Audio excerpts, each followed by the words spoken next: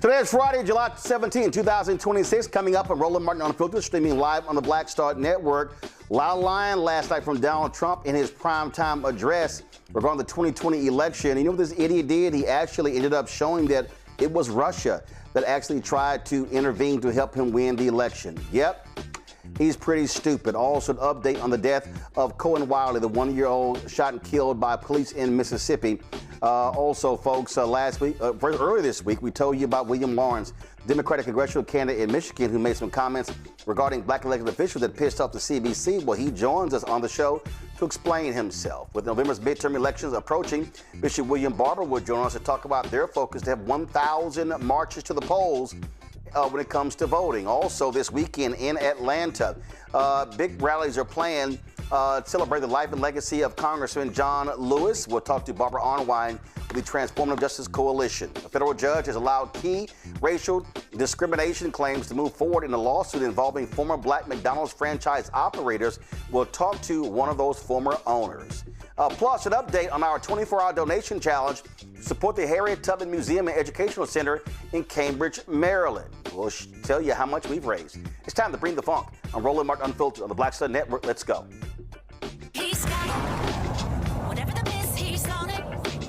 Whatever it is, he's got the scoop, the fact, the find. And when it breaks, he's right on time and it's rolling. Best believe he's knowing. Putting it down from sports to news to politics. With entertainment just for kicks, he's rolling. It's on go, roll, y'all. It's Roland Martin, rolling with Roland now. He's funky, he's fresh, he's real, the best, you know he's Roland Martin now.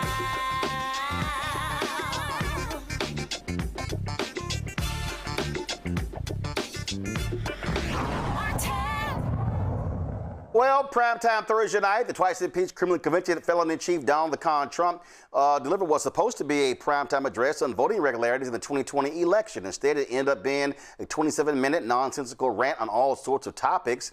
And then the teleprompter was just whooping his ass the entire time. Pretty hilarious to watch him slur through this speech with sheer stupidity. Watch.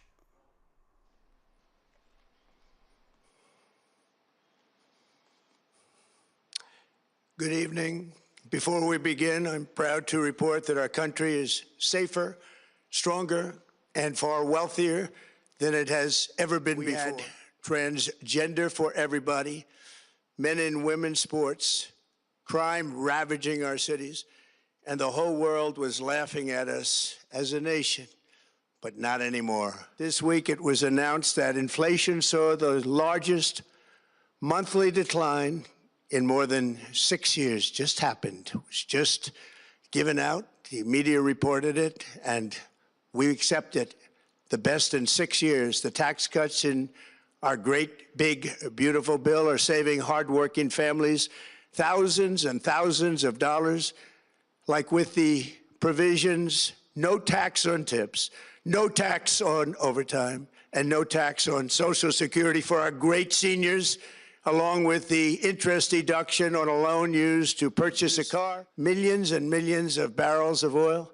We are likewise winning big in Iran, and you will see the fruits of that labor very, very shortly.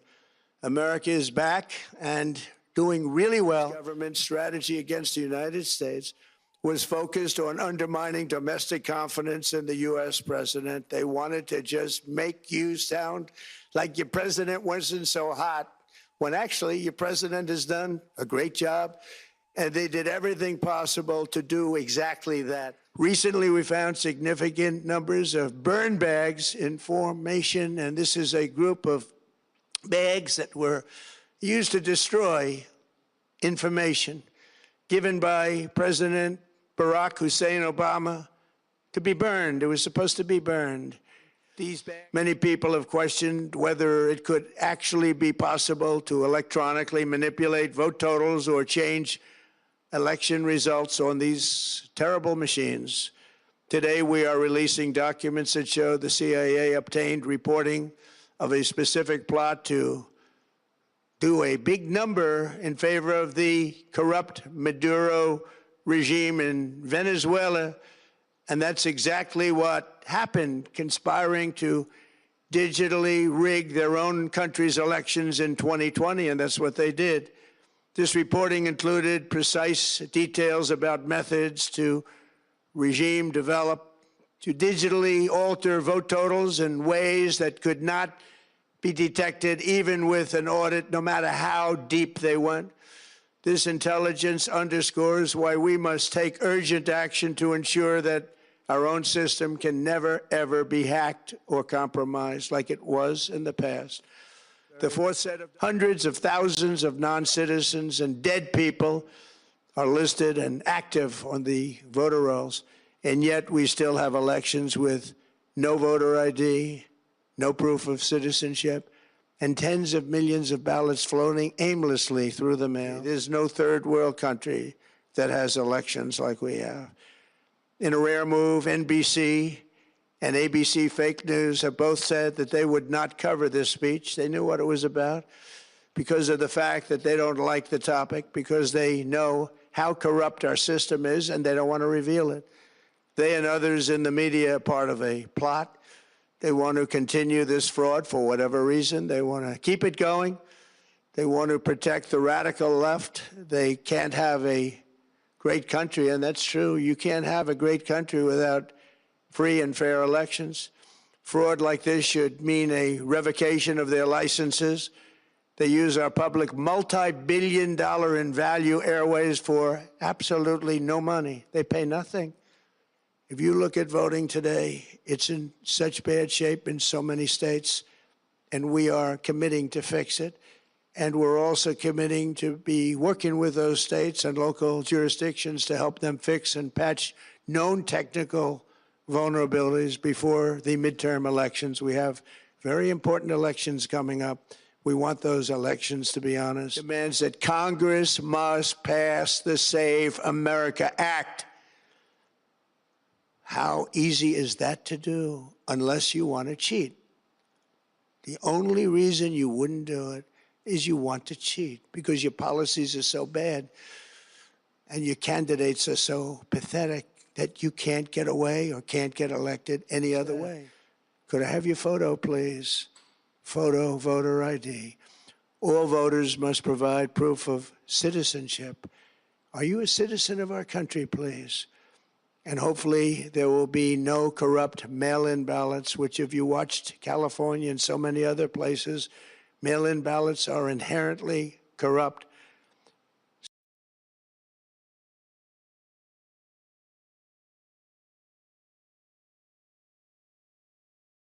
Texas, Nicole Robinson, political law attorney and strategist, joining us from D.C. Michael Imhotep, host African History Network show out of Detroit. That was a whole bunch of rambling, Nicole. It was just blah, blah, blah, blah, blah, blah, blah. Here's how bad it was. Today, Fox News made literally no mention of the speech. Even they knew it was batshit crazy. You know, they should just tag this whole speech for misinformation because that's all it was. President Trump said that we were going to be so shocked by this speech, but these were the same lies that he has been spewing since 2016, okay? There's no evidence of widespread voter fraud. Non-citizens are not voting in our elections, and dead people are not waking up to go vote. The 2020 election was one of the most audited, litigated elections in modern American history. And that was from President Trump's own people, and they found nothing. So we're supposed to believe that after all this time, the people that he put in place to investigate this were running some covert operation, and now they uncovered all this evidence. None of this is believable. And if the American public thinks this is true, then they should be ashamed of themselves. Matt? Yeah, I didn't get a chance to listen to the speech. I read an article about it, but I think Nicole's exactly right. And what I was thinking as I was watching it is obviously just how far politics have degraded in our country. Just the fact that he can get on and continue to repeat lies, and there's literally no recourse for it. There's no consequence for it.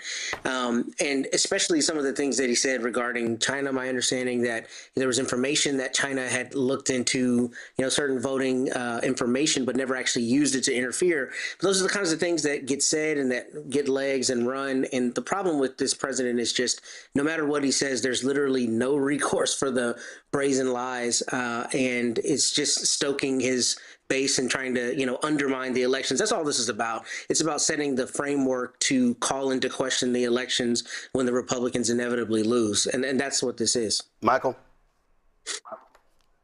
Yeah, Roland, this is more nonsense from Trump and trying to set a foundation to somehow seize voting machines to spread doubt in the 2026 midterm elections that he knows is going to be a wipeout for Republicans. So I'm glad NBC and ABC had a journalistic integrity not to show this nonsense yesterday. He's being beaten up on cable news this morning. Morning Joe had a good fact check on this. So, and the documents he was talking about don't make the claims that he was stating about China and different things of this nature. So this is more nonsense from Trump. So we have to be vigilant and get the correct information out. And if your vote didn't matter, why are Trump and many Republicans working so hard to suppress your vote? Well, again, his lips are moving, so you know he was lying, and that's par for the course for the most corrupt individual to ever occupy the Oval Office. All right, folks, let's talk about a story out of Michigan. Well, earlier this week, I told you about Michigan congressional candidate William Lawrence raising the ire of the Congressional Black Caucus PAC after some comments he made on a podcast about black political leaders. Here's what he said. If you have concluded that there is a problem with racist policing in the U.S., then we implore you to consider that those police departments, they see a connection with the Israeli project. And so we think you should too. And we think that you should also see a connection with and identify with, the Palestinian freedom struggle. The other piece, the last thing I'll say about just to respond to your question, that is like this interesting factor, and it is related to the question of the moral authority of kind of the black freedom struggle, is that it's very clear that Biden's re-election campaign, the orientation is the black vote. I mean, there's a kind of calculation that I think they've made from the start, but that's clear. It's clearer than ever. They're like, all right, I don't know, we've probably lost, the so-called Arab vote and the Muslim vote. I hate the way they talk about these kind of reductionist demographic categories, but maybe we can get the black vote. And so the fact that Biden gave this commencement address at Morehouse College, which was pretty painful to watch as a black person, as a black leftist, really the Morehouse administration so in such a crass way kind of lend its platform to Biden in a way that was it's just so cynical. The move by the Biden administration it's so cynical to say, we know that the majority of Americans want a ceasefire. We know that young people in particular are absolutely appalled by U.S. support for Israel. But this place, which is kind of the crown jewel of historically black colleges, the fact that Biden can give this commencement address is a gesture toward the notion that this is a progressive administration. And so that is something for us to grapple with, actually, like recognizing that it's not just that we recognize the significance of the kind of political and moral, if you will, significance, or the political significance of the moral authority, and credibility of the Black freedom struggle. It's not just that we recognize that, it's like Powell recognizes that, Biden recognizes that, the White House recognizes that, and therefore that is a contested space that we need to show up to. I mean, how do you feel? What do you think is the trajectory as a millennial Black leftist? It's not something I can talk too much about because I'm white and it's not my struggle.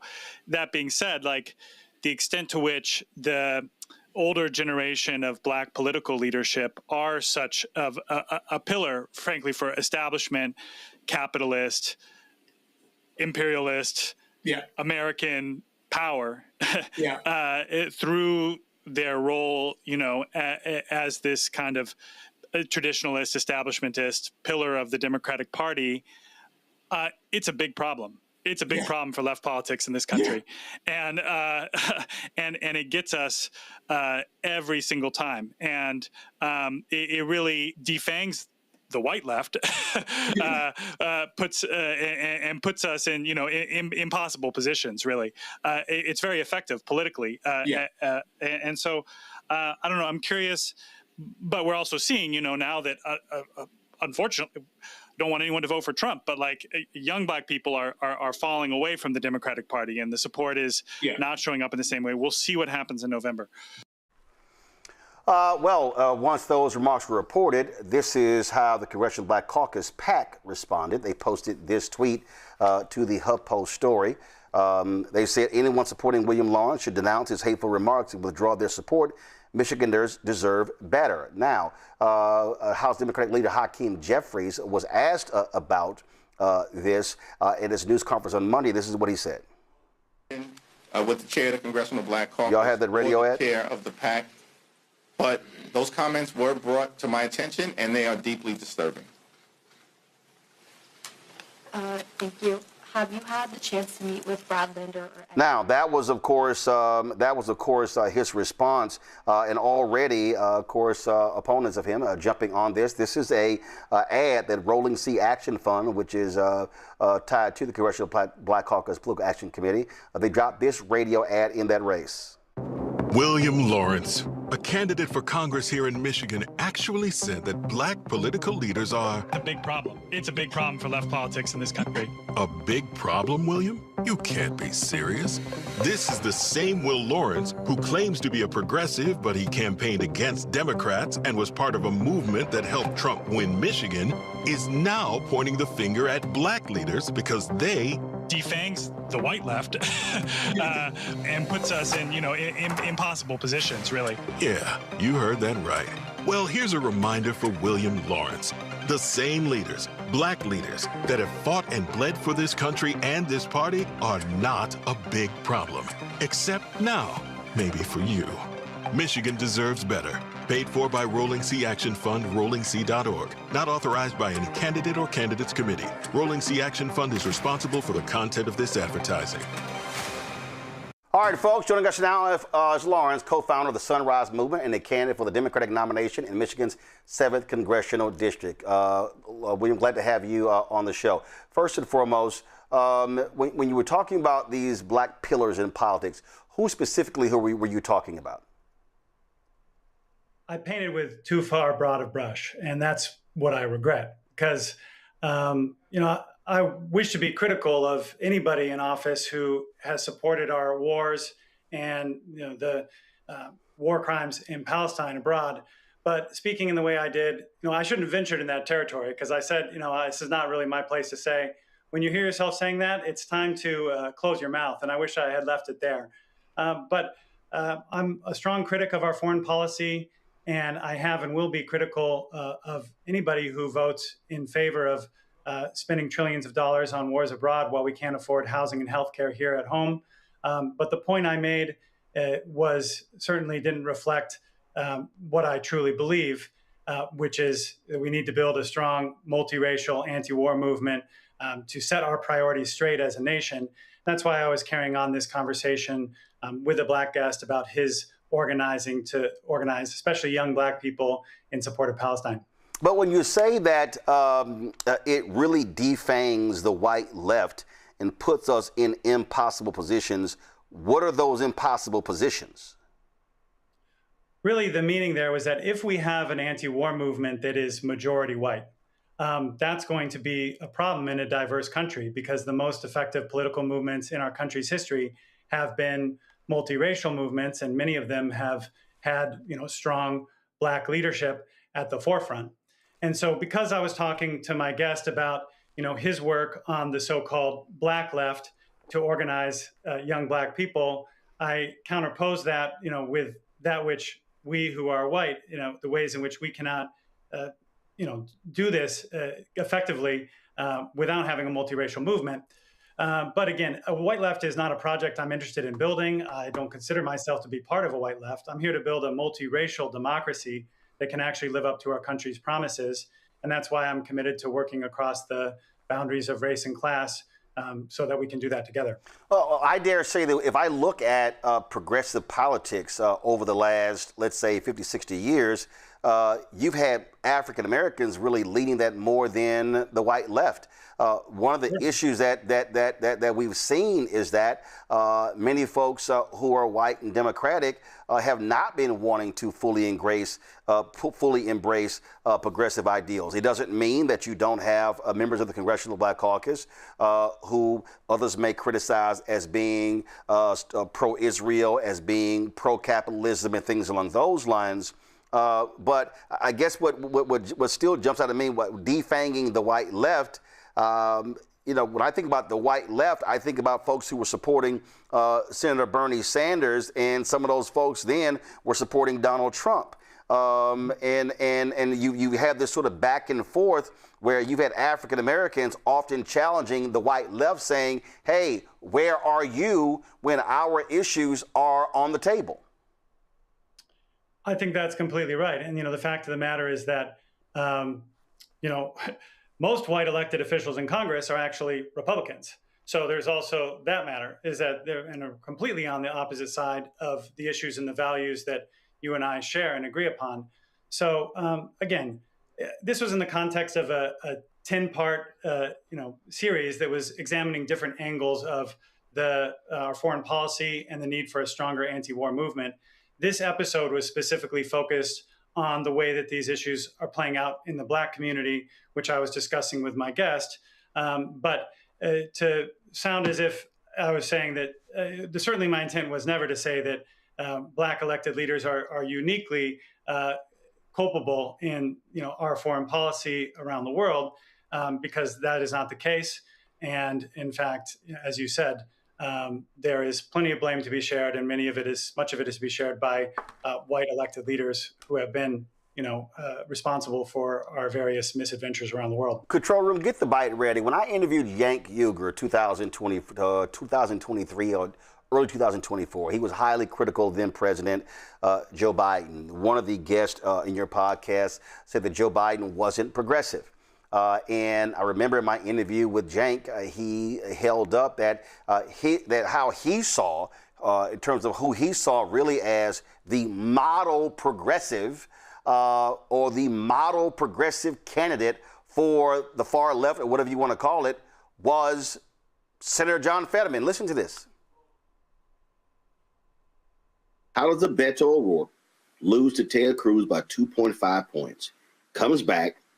Same Beto, same fire breather, same passion, same hard campaigner, same big fundraiser, loses to Greg Abbott by 11 points. Yeah. No. So first of all, Beto, not a fire breather. Look. Well, come on, Jay. My goodness, how much? It's not like Beto was a passive dude compared to other Democratic candidates. Yeah, I know, but Roland, we're talking about a different level here. So let me explain what I mean. So when you say paid family leave, for example, that sounds boring. And then people are like, hey, what is that? And if you go, hey, I'm in favor of it, you're not going to get the 84% animated. You might get them to go, oh, yeah, that makes sense, and I like that. But then that's if they hear, but most likely they will not hear. Here's how you say it to get people's attention. Why do Republicans hate moms? They claim to be pro-life, but they hate babies and moms. Now, everybody in the press, if you're as large as Beto O'Rourke was, would cover that story. And they say, oh, that's an outrage. How can you say that Republicans hate moms? Well, they won't even give them 12 weeks off. They won't give them a day off after they deliver a baby. It is true that they hate moms on behalf of corporations who are all paying them through campaign donations. But Democrats never say that. They never even go to the number one issue that they could use against Republicans, corruption.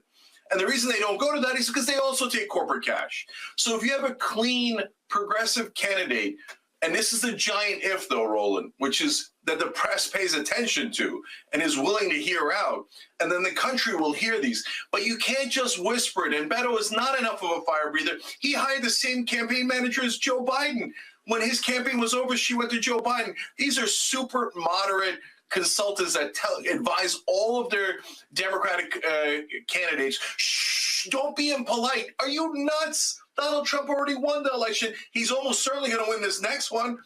And he's the most impolite guy in America. So wake up, Democrats. So the candidates you're describing, who are they? Like, for instance, right now, name me 3 candidates that have won statewide that fit your description of being this fire breather. If a Beto wasn't in that category, who? So there's only one that comes close, and that is because several generations of Democrats have been taught and trained to be obedient, to be civil, do not cause any good trouble, do not cause any trouble at all, lay down and they'll let the Republicans run over you. On a state level, to give you the very specific question that you asked, the answer is John Fetterman.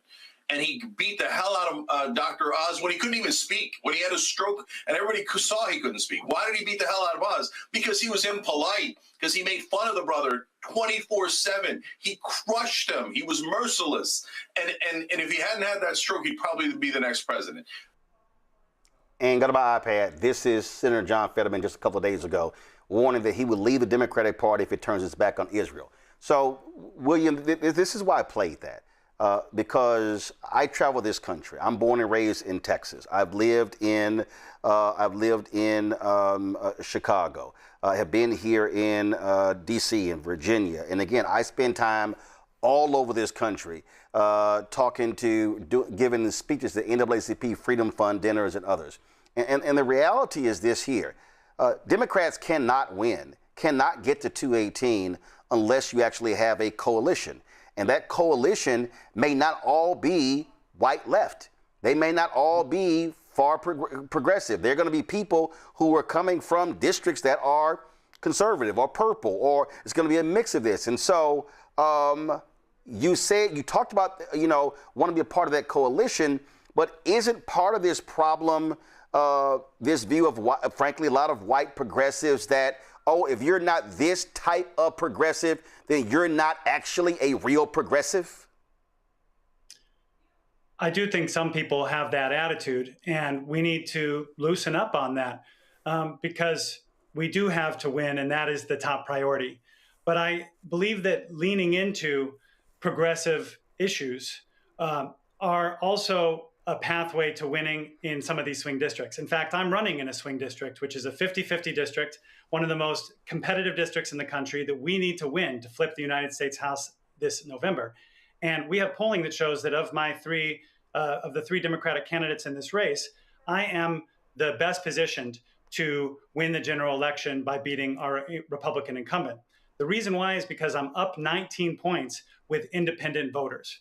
And the reason why that is because I've been willing to take stands on issues that both parties have been unwilling to touch, like standing with community members who are fighting back against AI data centers, or calling to prosecute people who are implicated in the Epstein files. Both of those issues are deeply popular across the political spectrum, independent, Democratic, Republican. You can call it progressive, you can call it whatever you want. But those are issues that I've been focused on because I'm a coalition builder and I'm a listener. And those are issues I've heard people deeply concerned about. And that is putting us in strong position to go win this general election on November 3rd after the primary on August 4th. When you say progressive issues, if you had to say these are the top 5 issues that define a progressive, what are they? I think it's standing with working class people against entrenched economic power. It's supporting. Hold 1 second. I want you to unpack that. What does that mean? Stand with working class people against entrenched corporate power. What does that actually mean? What does that look like? An example of that would be passing the PRO Act, which makes it easier for every worker and their coworkers to form a union, which is how we can all fight back and get the rights and dignity and job security that we deserve in the workplace. So that's one. I would say that Medicare for all is a priority for many progressives around the country, as well as me, because we believe that healthcare should be about delivering high quality healthcare to everybody rather than delivering profits to billionaire CEOs and investors in the health insurance companies who actually profit by denying our claims. I would say that opposition to endless wars around the world, and in particular, stopping to arm Israel so that we can end this genocide in Gaza and have a lasting peace in Israel and Palestine is obviously been a core priority over the last several years. And I don't know if it's progressive or not, but in some ways I think it's conservative because I want to conserve Michigan's water against AI data centers and conserve our communities. But I think there are also many progressive candidates around the country who have been willing to stand up to big tech and say no to these data centers because they can see how this is another avenue where very rich people in Silicon Valley and Wall Street are coming in and making decisions to decide the future of our communities without say so from the bottom up. And that's true whether it's in Mason, Michigan, where it's mostly white people, or in Memphis, Tennessee, where it's mostly black folks. The thing we have in common there is that we all want to be able to determine the future of our own communities rather than have some rich people from Silicon Valley or Wall Street do it for us. There were a lot of progressives who said Joe Biden is not a progressive. True or false? A lot of people did say that. Do you believe he was progressive? I think he did a good job of bringing progressives into his administration. I was a supporter of, and let me just tell you a little anecdote about that. I was a supporter of Senator Bernie Sanders in 2016 and in 2020. But when Bernie lost the primary in 2020, and I was at Sunrise Movement, we were among his core supporters. We got invited to something very important, which was called the Bernie Biden Unity Task Force, which was where supporters of Biden and supporters of Sanders came together to negotiate a general election agenda that could win in November and defeat Donald Trump. That's how Biden's Build Back Better agenda really emerged. It took some of the best ideas of what Bernie had been fighting for and then brought them in to Biden's platform. Not all of them, it was a compromise, but brought a lot of those ideas in. And then that gave progressives something real to fight for to go win and beat Trump in November.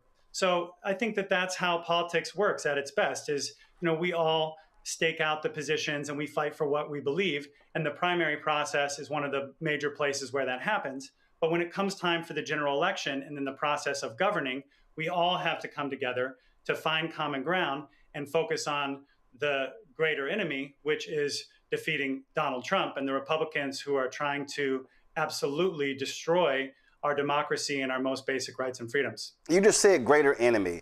And I sometimes believe that progressives are so pure that if they don't fully get all that they want, they would rather step away, sit out, spend lots of time condemning their own. And look, I totally understand. You push and push and push and push. You push as hard as you push to get as much as you can, but sometimes you don't get that. But I also believe that you can't do a damn thing if you're in the minority.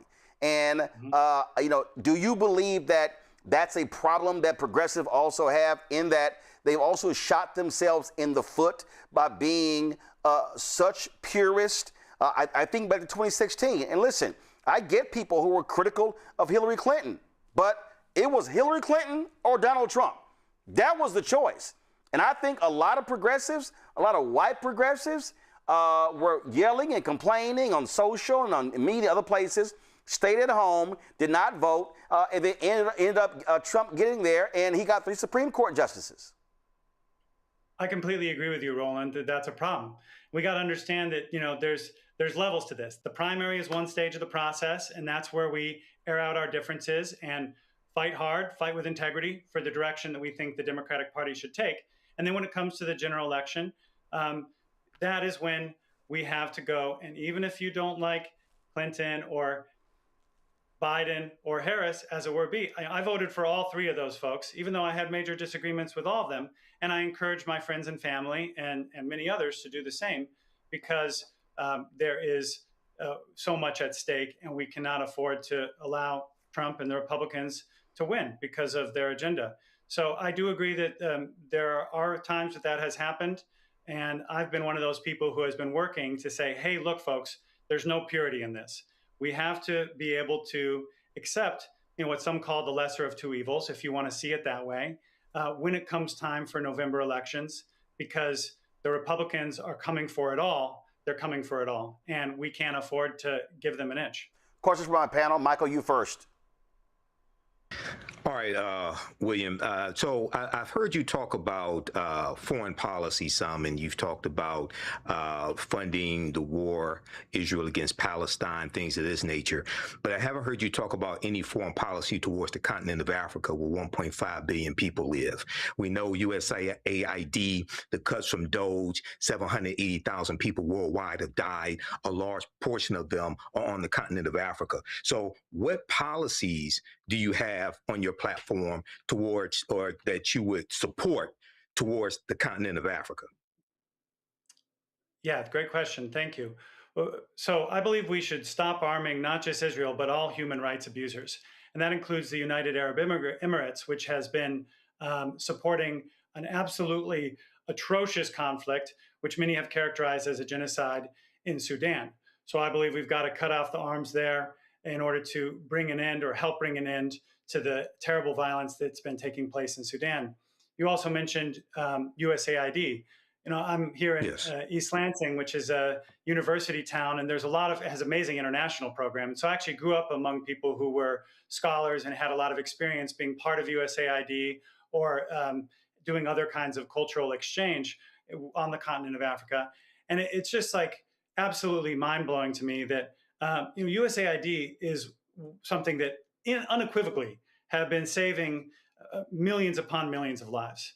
And at a time when we are just continuing to start more ridiculous wars around the world, most recently in Iran, we also eliminated the one thing that was unequivocally good and was helping to save people. Elon Musk got rid of that. So we need to restore that program and then continue to extend our hand to the world, and in a gesture of good faith and goodwill. So those are a couple that I would mention. And I do know also that some of my supporters are very concerned about what CENTCOM and AFRICOM is doing, our attempts to also extend the hand of our militarism into the African continent. And so we need to, again, have a foreign policy that is really grounded in dialogue, diplomacy, cultural and economic exchange on terms that are about mutual respect, rather than continuing to push the arms of our military and surveillance apparatus into more and more countries of the world, including on the African continent. All right, thank you. Matt, you're on mute. Said I could be wrong, Mr. Lawrence, but I looked at the demographics of your congressional district. Is it correct that about 6% of your potential constituents are Black? Is that right? That's correct. Okay. I ask because, candidly and respectfully, it seems a little bit like you got, kind of caught with your comments and are now walking it back. And it seems like that's a little bit of a political sacrifice you maybe thought you could make, considering how few people in your congressional district are Black. So my interest is in what has the reception been in the congressional district, and how can those potential constituents have trust that you're actually going to serve them and not think that they are, expendable. The comments were 2 years ago, before I was ever even contemplating running for Congress, but they were recently reported.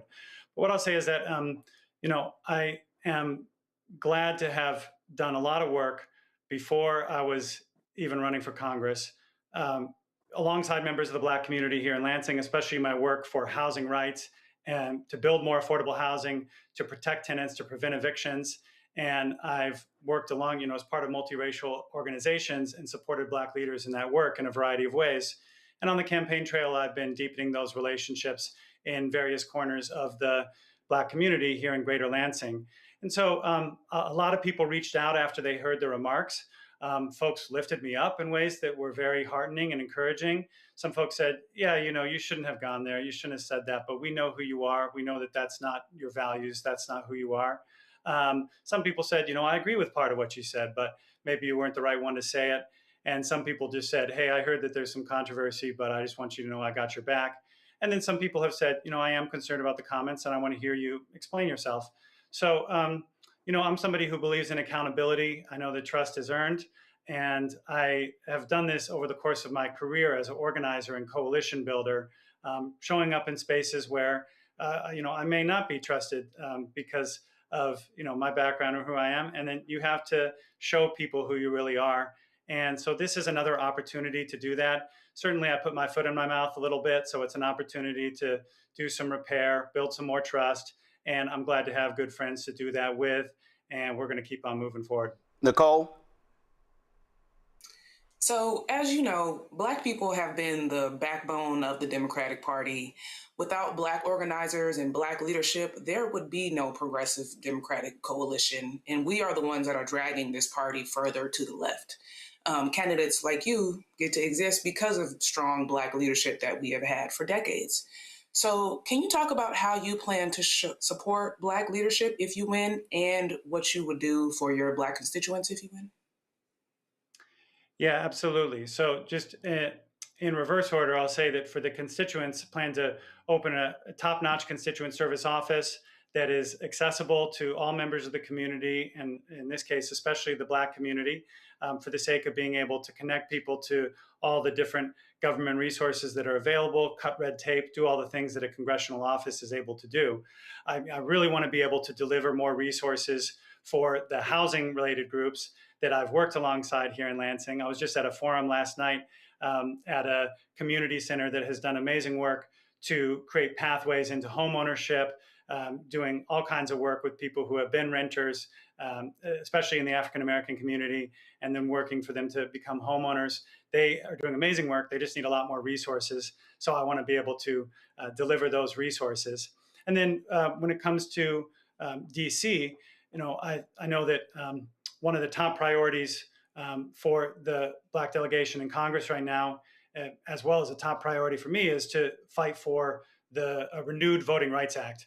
Because what we've seen since this Calais decision, it's just a brazen attack on the principle of equal and proportional representation, which the Voting Rights Act had, enshrined for the last 50 or so years. And we're not going to be able to pass it just like the same way because the Supreme Court has declared it unconstitutional. So there's work that has to be done at the level of the court. There's going to have to be work done at the level of legislation. And if we need to, there will need to be a constitutional amendment to ensure that equal and proportional representation for all people in this country is ensured. And that includes equal and proportional representation for the Black community around this country. Last question I have for you, and that is this here. If you are elected, if Democrats win control of the House, would you vote for Hakeem Jeffries to be Speaker of the House? Yes, I would. Okay. All right, William Lawrence, well, we appreciate you joining us, answering the questions, and good luck in the campaign. Thanks a lot.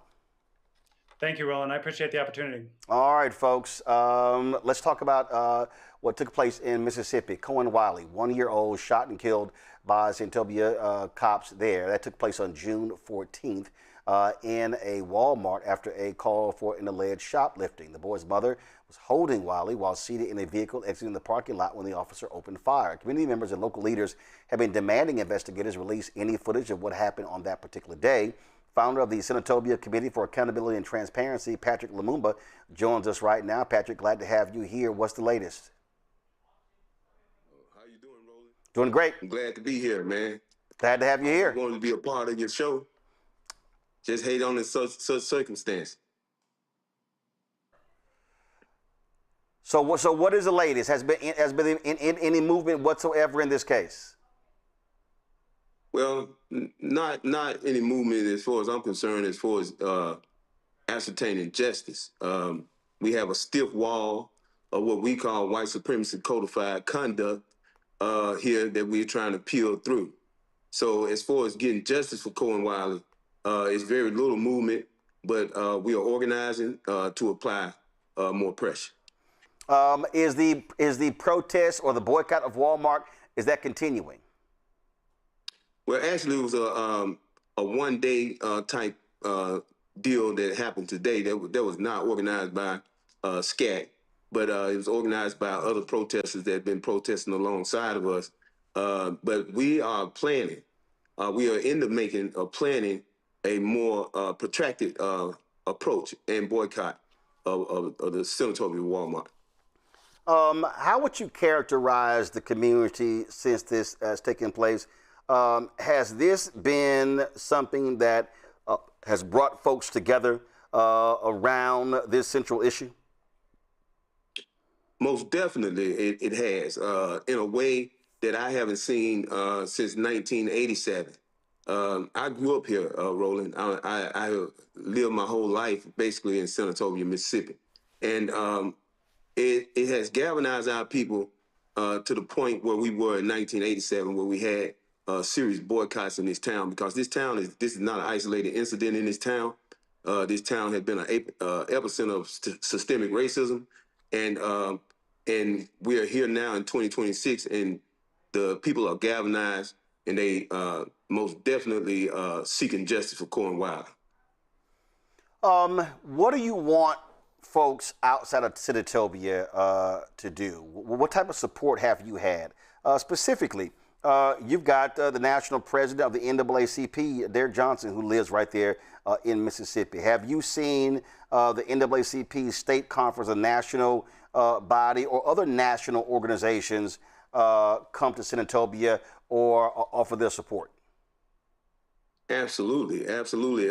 We have been intricately involved and engaged with the NAACP. The NAACP on the state level had become very involved. The executive director, Charles Taylor, had become very involved. We have people, Kabir Kareem, with the chair of the Congressional Black Caucus here in Mississippi. They have become very involved, very engaged. We have yet to hear really from Benny Thompson, but we do expect, and I have gotten word that he is backing us, in this effort. But we have a statewide involvement with our strong Black organizational leadership in this state. What would you, for folks across the country, what would you like for them to do to stand with y'all? To deposit in some form or another. Make a deposit here, because where we at right now, Roland, is a Black baby was killed with a state-sponsored bullet. Absolute lack of accountability. And I think it's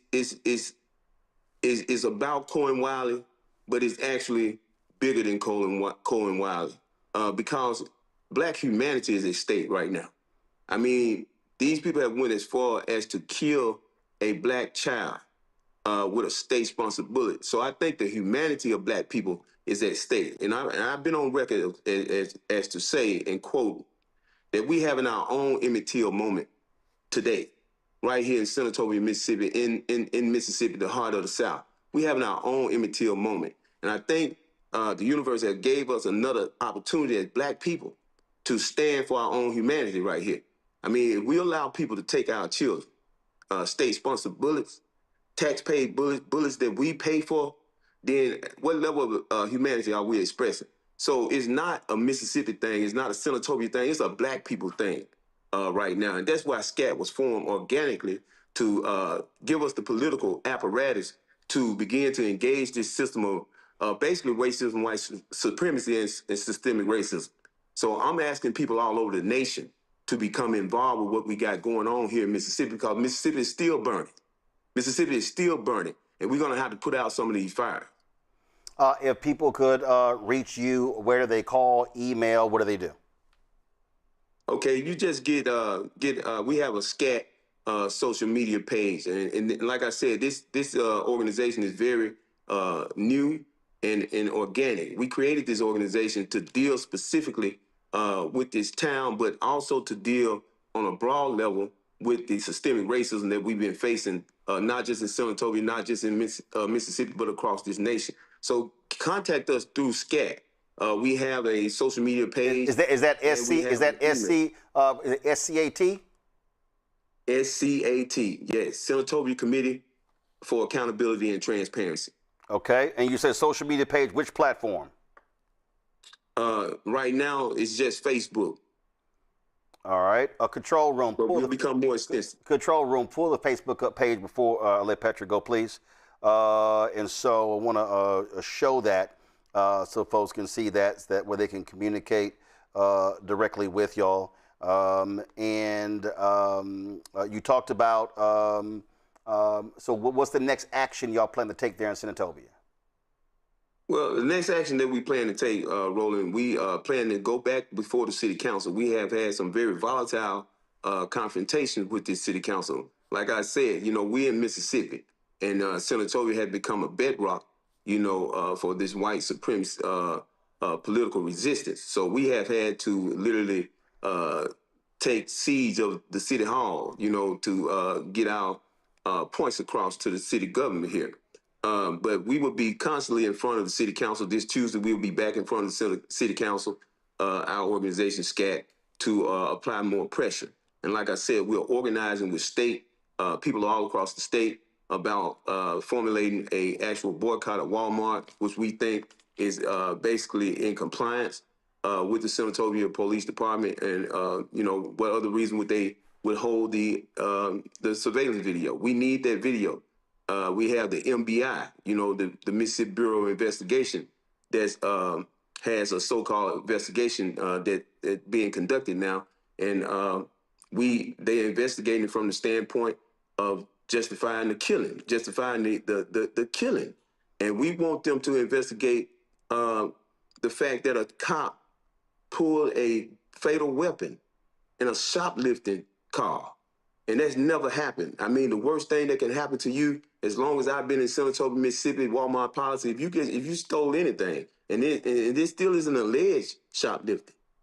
Nobody was ever charged for shoplifting. The worst thing that can happen to you, the shoplifting in Walmart, is that you get walked out in handcuffs.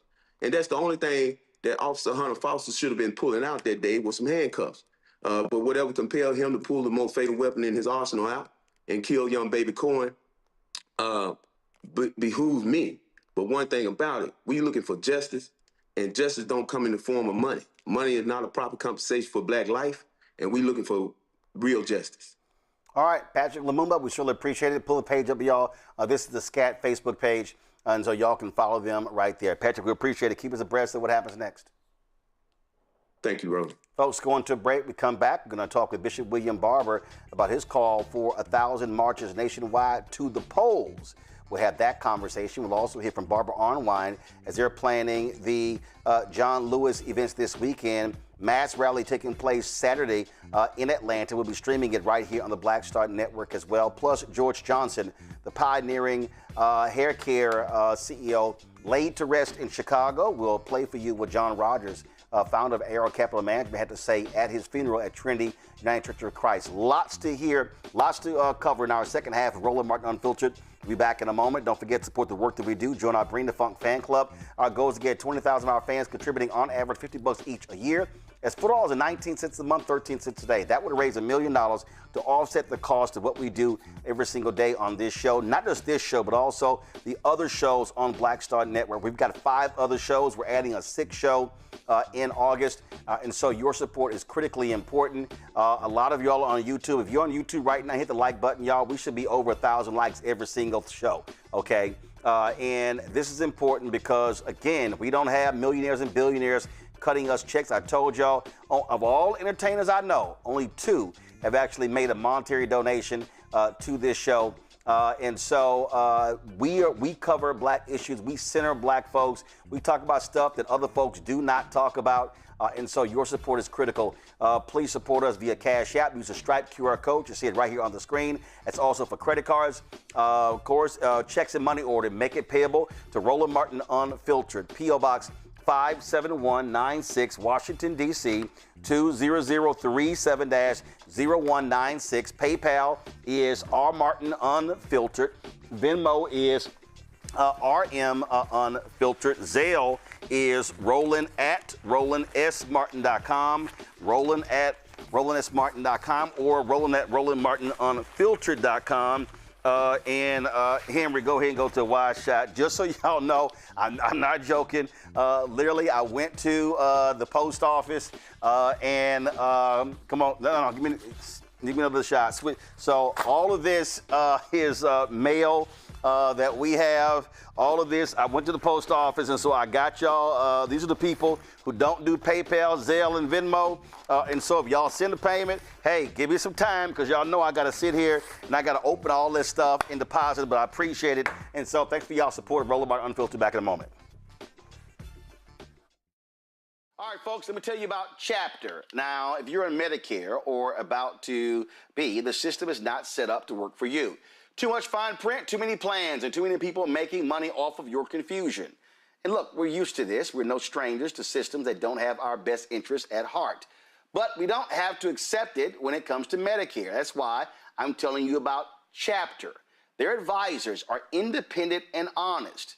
In fact, they're the only Medicare advisors that compare every plan nationwide. And they're focused on one thing: what works for you. If there's a better plan out there, they'll find it. If you're already in the right one, they'll tell you that too. There are no games. Just last year, people who switched with Chapter saved an average of $1,100. It's 20 minutes and a real person. It's completely free. My parents actually have already called. My mom sent me a text. Folks, give Chapter a call at 724-264-8281, 724-264-8281, and connect with someone you can trust. Folks, these are the kind of services that we need for our audience here at Roland Martin Unfiltered and the Black Star Network. So call Chapter right now, 724-264-8281. My name is Bill Duke, and you're watching Roland Martin Unfiltered.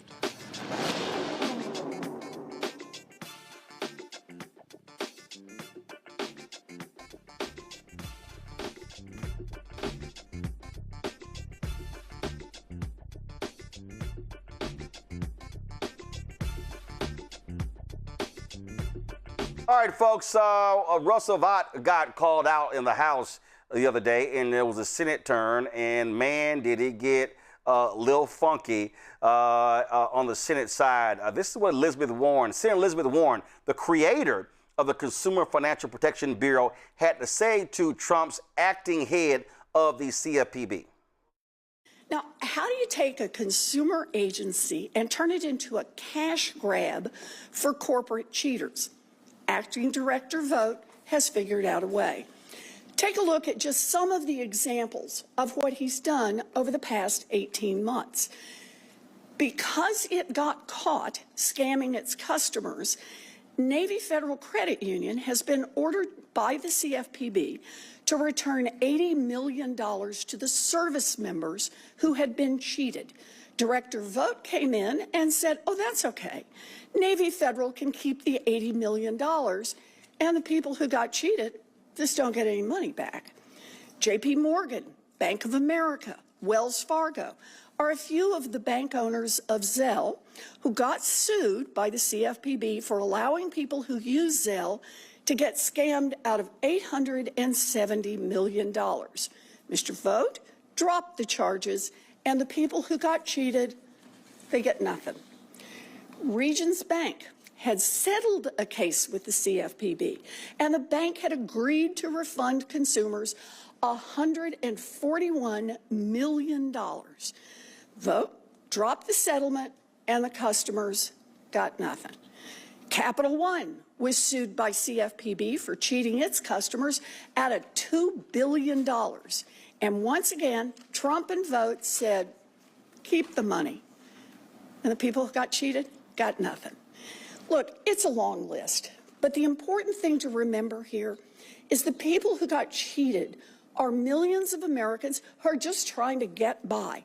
And the people who got away with cheating them were giant companies that, in many cases, had already agreed to make refunds to the people they cheated. Well, folks, it got a little funky as well when Senator Raphael Warnock challenged Vaught. We had a simple ask: show your work.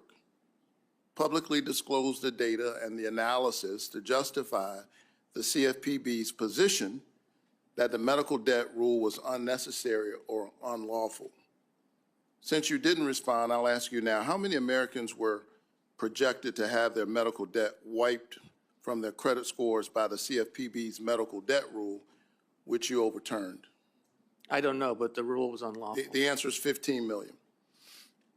Medical debt can ruin credit scores, which can make it impossible for folks to ever buy a home.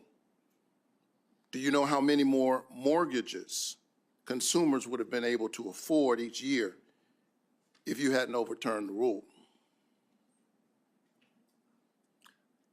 I don't have that off the top of my head. So the answer is 22,000.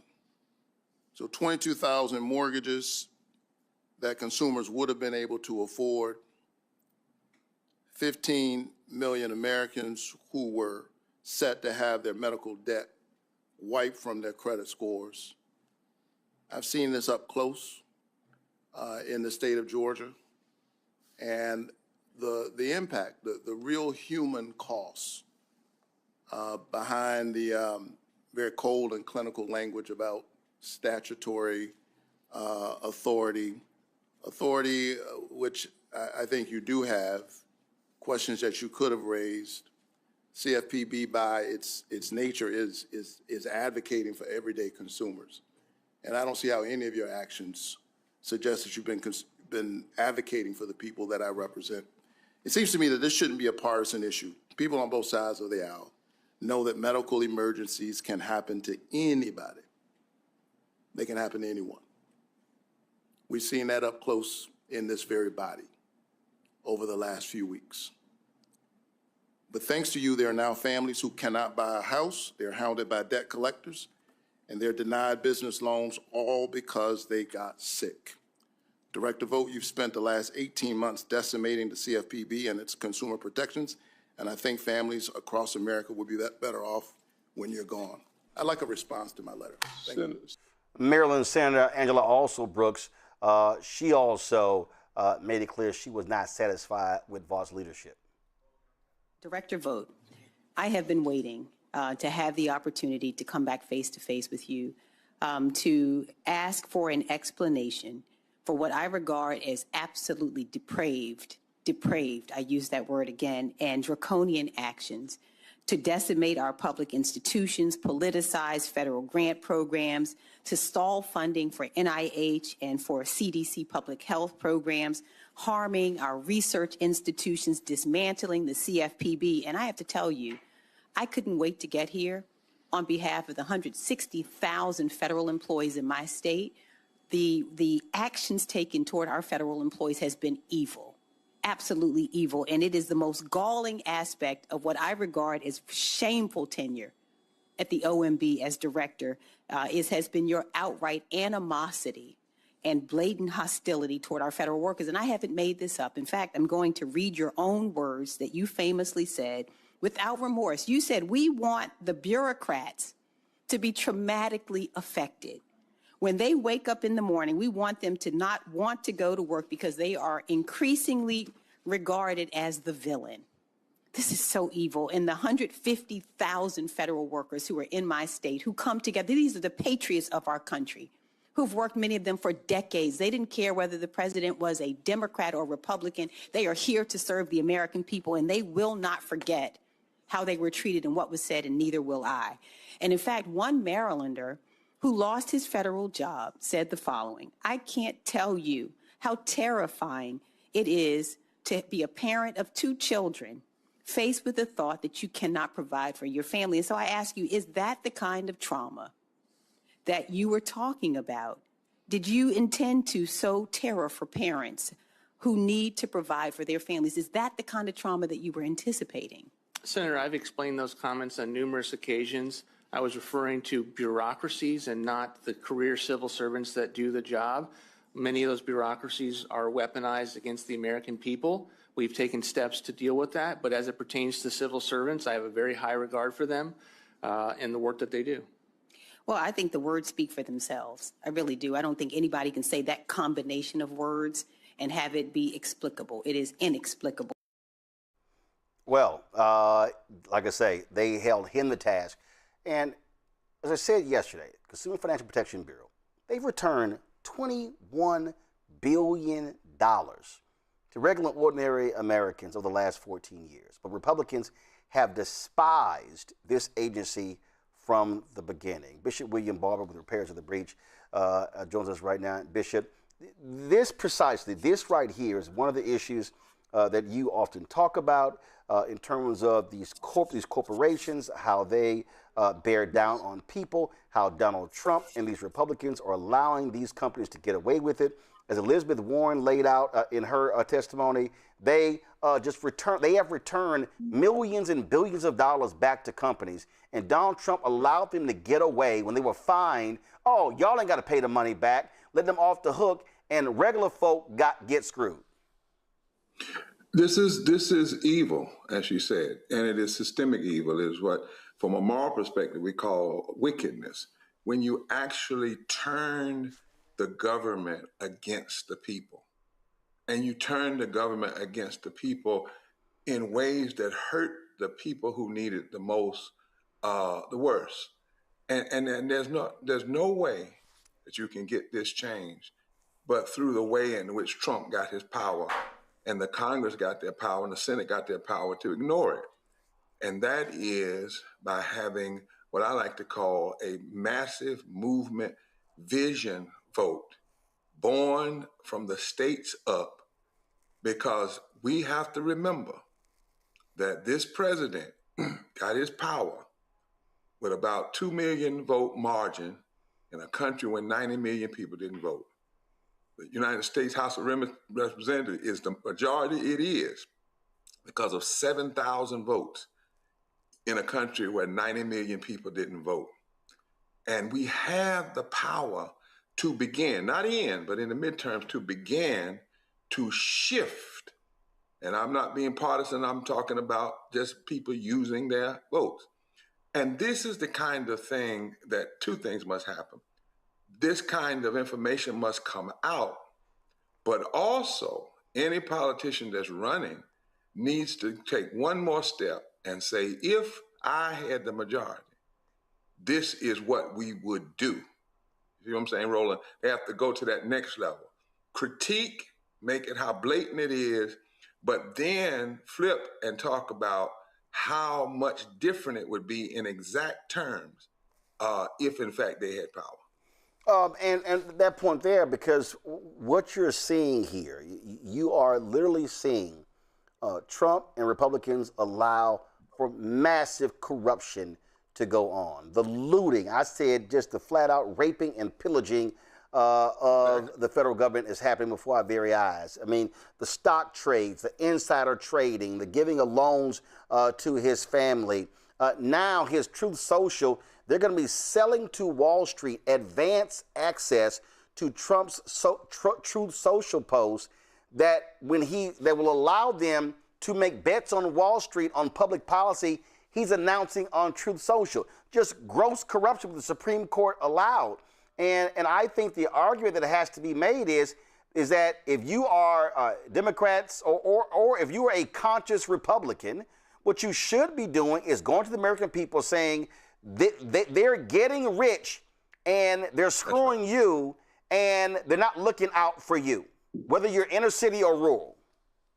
It doesn't make any difference. This is worse than Citizens United. I mean, this is actual thievery and robbery.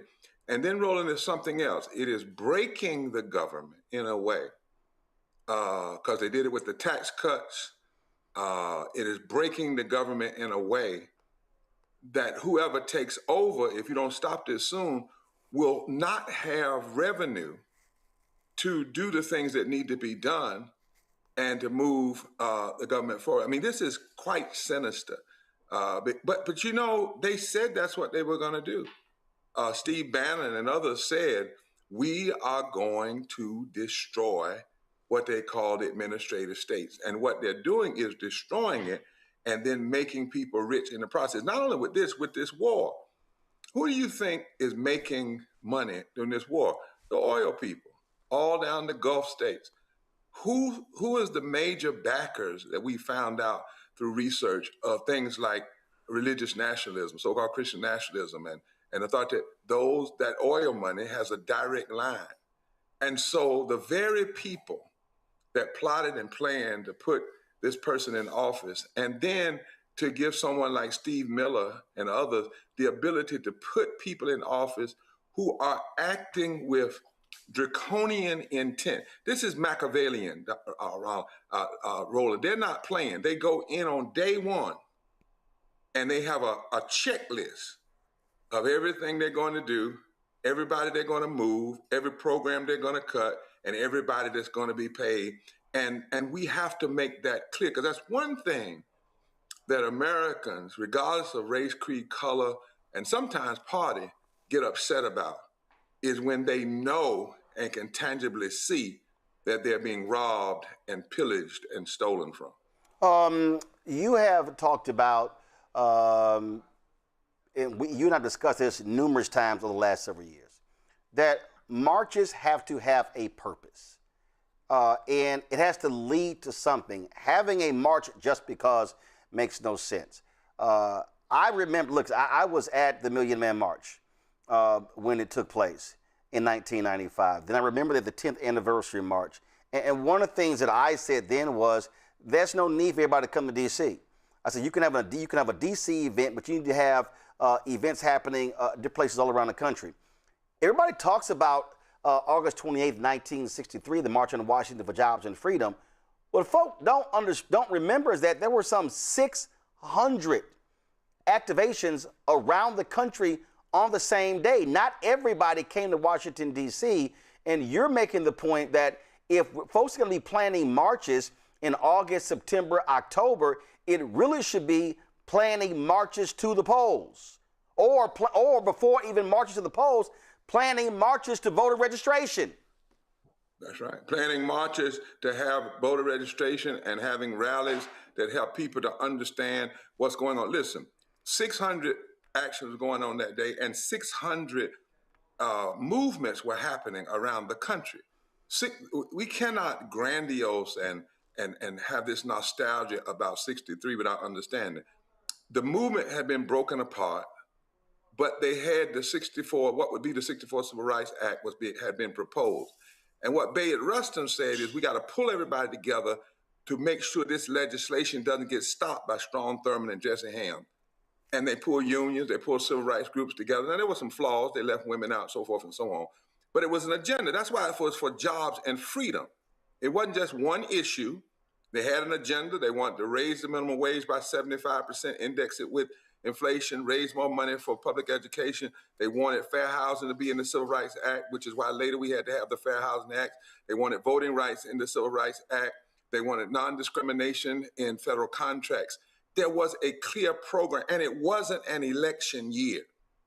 And to talk about this is not to knock people, it is to help us understand. And in fact, on that day, Diane Nash and other people went to Selma, Alabama, to plan what would later become the Selma to Montgomery March. What we're saying and what we've announced with 30 some other groups and organizations like the Christian Church Disciples of Christ, AME Zion Church, others have joined us, is that what we need is to have, on the first day of early voting and through election, marches to the polls in the states. That's where the power is. The power is of such that if you turn out 10 to 20% of infrequent voters, particularly poor and low-wage voters, in the states, you can fundamentally shift and overcome much of the gerrymandering that's been done to deny power. But you can't do that if you take $2 million or however million, pour it into people coming to DC.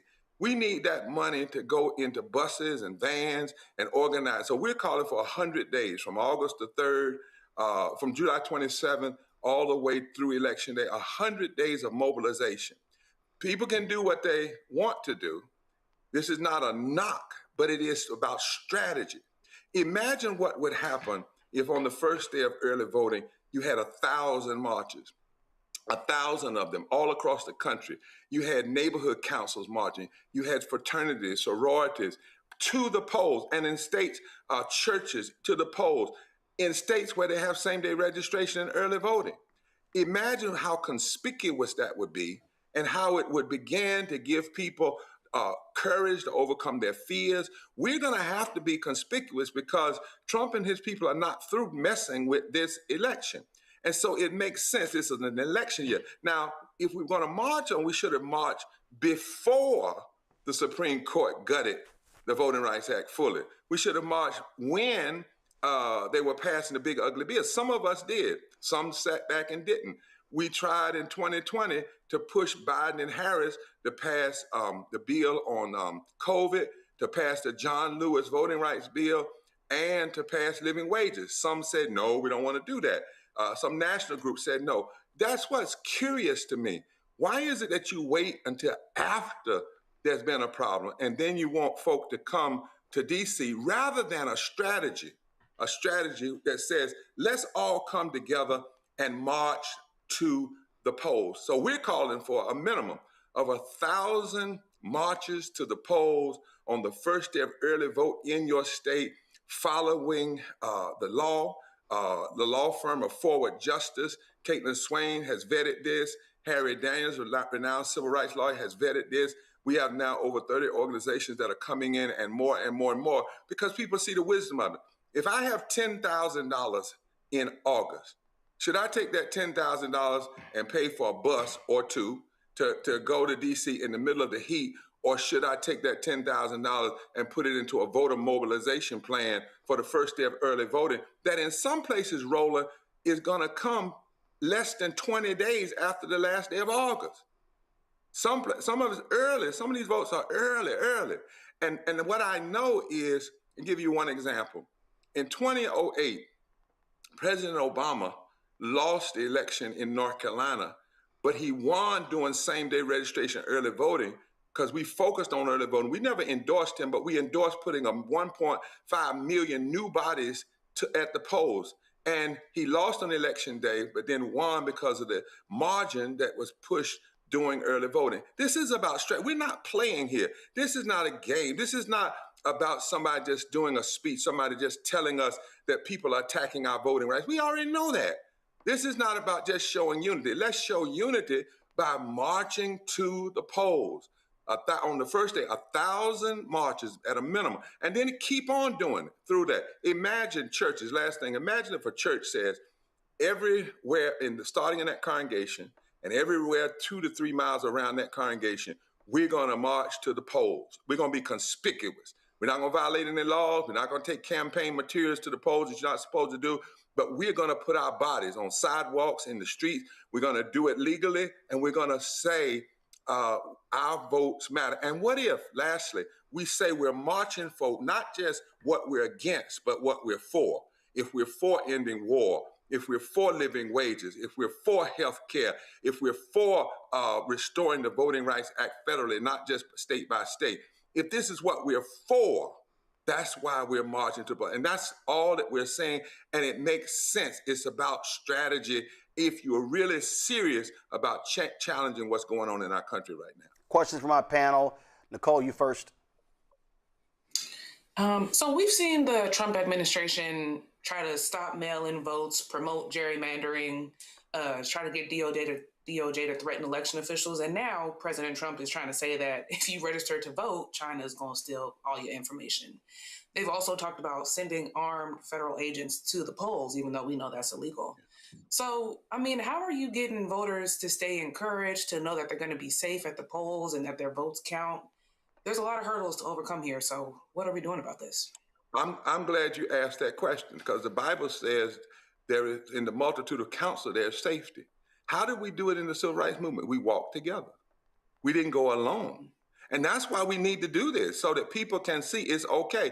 They need to see a conspicuous effort of bravery. We need to go. People went in the face of worse in our past. We need to go. We need to keep coming. We need to have the lawyers marching with people, going to the polls. The last thing we need to do is not have this and have people going individually by themselves, because it's more easy to discourage them.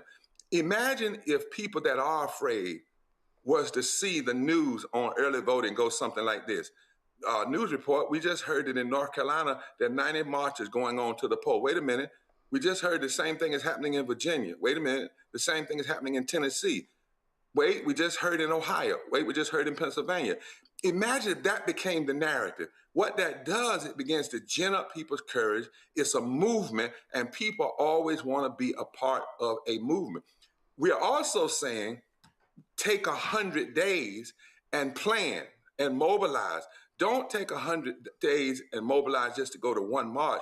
Take this time now from July 27th and organize and plan and teach and make sure people know what the challenge is going to be. Make sure they have the IDs they need to have. Make sure they know about where early voting is. Right now in North Carolina, our legislature is trying to cut more early voting and trying to roll back. We know why they're doing that, because it has benefited Black and brown and poor and low-wage people more. Mm-hmm. So if we, just like when you have to massively come together to challenge injustice in other ways, what did we do when they shot people in the street? We went in the street together. What did we do when they're attacking people because of their sexuality? We go in the streets together because of immigration. They're attacking our votes. Let's not just go in the street together at one single place in D.C. Let's go in the street together in these states. We only change this through state up.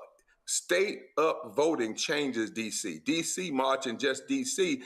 only has a day in D.C. And in fact, lastly, you know, Dr. King actually told us to do this.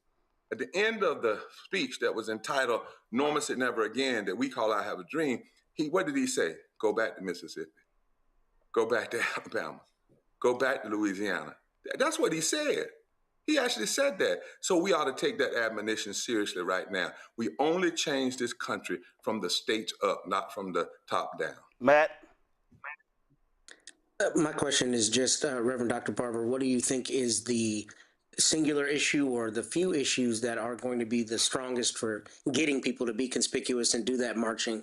We know people often say they don't feel like politics affects them, but obviously we're at an inflection point. So I'd like to see what you're hearing on the ground and what you think will move people. Well, I certainly also want to ask people to go to Repairs of the Breach and click on the QR code and get more information and support this. But let me tell you, I think it's a combination of issues. For instance, we're using this, some people are using this term affordability. I don't think that's the term. I think people are poor and they're hurting because this administration has done everything to enrich people, but has not raised the minimum wage. That ought to be a reason. What do you want? Do you want a living wage? Everybody that lost their health care, that's what we ought to be mobilizing, because that's real. Everybody that lost their SNAP, that's real. Everybody that can hardly pay their light bills, that's real. Everybody, the women, 69 million women could potentially lose or have their vote affected by this so-called Save America voting piece. So what we do is you go straight down the list of what the grievances are, show people how they affect their lives, and say to people, this is happening. You don't even have to be partisan. This is happening because of who's in office. Now, the second thing is we can't do it alone. So politicians who are running that are serious about challenging things need to be very clear on, if they get power, what they will do. Not just, I'm against this, I'm against Trump. No. What will you, if you actually had control of the United States House of Representatives, what would happen in the first 25 days or the first 50 days? And then lastly, I still think that reminding people of the blood, sweat, and the tears that it cost us to have these rights is still a potent weapon if you frame it right. Because right now, if you don't get out to vote, and I'm talking about in the last election, some 600,000 African Americans didn't vote, some 1.2 million poor and low wage people didn't vote. Trump won by 183,000 votes. But if you don't move to vote, you are literally saying somebody can go down to your grandmama's grave and desecrate it, and you're going to sit there and not say a thing. It's how you frame it. So the economics, people, if you want change economically, if you want to live by healthcare, if you're tired of war, tired of seeing this war, an illegal war, immoral war, if you're tired of seeing people shot down in the street in the name of some strange form of protecting us from these dangerous immigrants, everybody that's impacted by those issues, that's how we say to folk, it may not be everything we have to do, but in a democracy, if you walk away from the vote, you cannot say you are serious about having fundamental change and the fight against policy violence. Michael. Reverend William Barber, my question is, right before you came on, Roland was showing clips from the Senate oversight hearing and Russell Vought, who is Trump's ombudsman. And we know Russell Vought is the architect of Project 2025 and also a proponent of the Unitarian executive theory, which deals with expanding the powers of the president and taking power away from Congress. So my question to you is, how are you connecting the unprecedented attack we see on African Americans, the attack on DEI, revoking affirmative action, refashioning the Civil Rights Division of the Department of Justice to fight for white people's rights, white men's rights, things of that nature? How are you connecting this to Project 2025? Because all this is laid out there. And, I was talking about Project 2025 in 2023, and I had a lot of ignorant Black people telling me that Project 2025 was a Democratic hoax, okay? And it wasn't real. All right, so even though when you go and read it, and I downloaded it from the Heritage Foundation's website, it lists all the authors. They're all conservatives. They're all Republicans. So how are you connecting those dots to Project 2025? Well, part of what we're saying, and on August 3rd, we're going to have we've been having a public pulpit in Washington, D.C., right in front of the White House, laying out issues to thousands of people online and those who come in person. We're having a massive one, the last one on August 3rd, to push people out, to lay out these issues for the public and connect the dots, particularly as it relates to building power and voting. And one of the things we have to help folk understand is that Project 2025 is ultimately about undoing the gains of the first and second Reconstruction and trying to make sure that a third Reconstruction never comes to exist. So one of the things we're beginning to do is talk about what should a third Reconstruction vision look like? Not just what they are doing, but what should we doing? Because we have to at least acknowledge this. From the bottom up, we built a plan and a vision of America to draw their people out. So if we're criticizing Project 25, what we also have to do is not just curse the darkness, but lay out what should be the counter, what should be our own Project 30 maybe, or Project 26 or Project 28. And on August 3rd, we're going to go in great lengths to lay that out as we call people to this 100 days of mobilization and 1,000 marches to the polls and more, because this must be about lighting the fire to stop the erosion of the gains of the second Reconstruction and to begin the push towards, the second Reconstruction, and to begin the push toward a third Reconstruction. And we have an entire third Reconstruction type resolution, policy-based, to say this is why we ought to be voting. This is what we ought to be fighting for, not just what we're fighting against. And I want to ask everybody to tune in. We're going to be rolling it live right here on the Black Star Network on August the 3rd, starting at 6:00 p.m. in the afternoon, August the 3rd, right in front of the White House, right there in Black Lives Matter, Witt Park. We're going to be calling folk to this 100 days of mobilization, 1,000 marches to the poll, the first day of early voting, because of what our vision is against this nightmare that we see existing right now. All right, folks, if you will go to Repairs of the Breach website, you will get all the information on that. You can actually see that, again, beginning July 27th. That's the QR code right there on the website. We'll be also posting the graphic on posting it on all of our social media as well, so you can be aware of what's going on. Bishop Barber. And Roland, yep. can I say one thing? Yep, quick? go ahead. This does not substitute the training we're doing with 1,800 black men toward a massive texting program and micro touching of black men. This is in not a substitute, but it is an expansion and a continuation. You and I all believe everything we must do must be micro now, not macro. Micro, from the bottom up, from the states up, from the streets up, from the precincts up, from the corners up. If you're not doing that, I don't believe you're serious about really challenging what's going on right now. Absolutely. Again, folks, go to my iPad. That's right. More Mondays Public Pulpit Coalition is going to be 100 days of mobilization, 1,000 marches to the polls beginning July 27th, and we'll be covering it all right here on Roland Martin Unfiltered and the Black Star Network. Bishop, we appreciate it. Thanks a lot. Take care. Quick break. We're going to talk. We'll come back. We'll talk to Barbara Arnwine about the action taking place this weekend, the rally that celebrates the life and legacy and the continuation of the work of the late Congressman John Lewis. You're watching Roland Martin Unfiltered on the Black Star Network. About chapter. Now, if you're in Medicare or about to be, the system is not set up to work for you. Too much fine print, too many plans, and too many people making money off of your confusion. And look, we're used to this. We're no strangers to systems that don't have our best interests at heart. But we don't have to accept it when it comes to Medicare. That's why I'm telling you about Chapter. Their advisors are independent and honest. In fact, they're the only Medicare advisors that compare every plan nationwide. And they're focused on one thing: what works for you. If there's a better plan out there, they'll find it. If you're already in the right one, they'll tell you that too. There are no games. Just last year, people who switched with Chapter saved an average of $1,100. It's 20 minutes and a real person. It's completely free. My parents actually have already called. My mom sent me a text. Folks, give Chapter a call at 724-264-8281,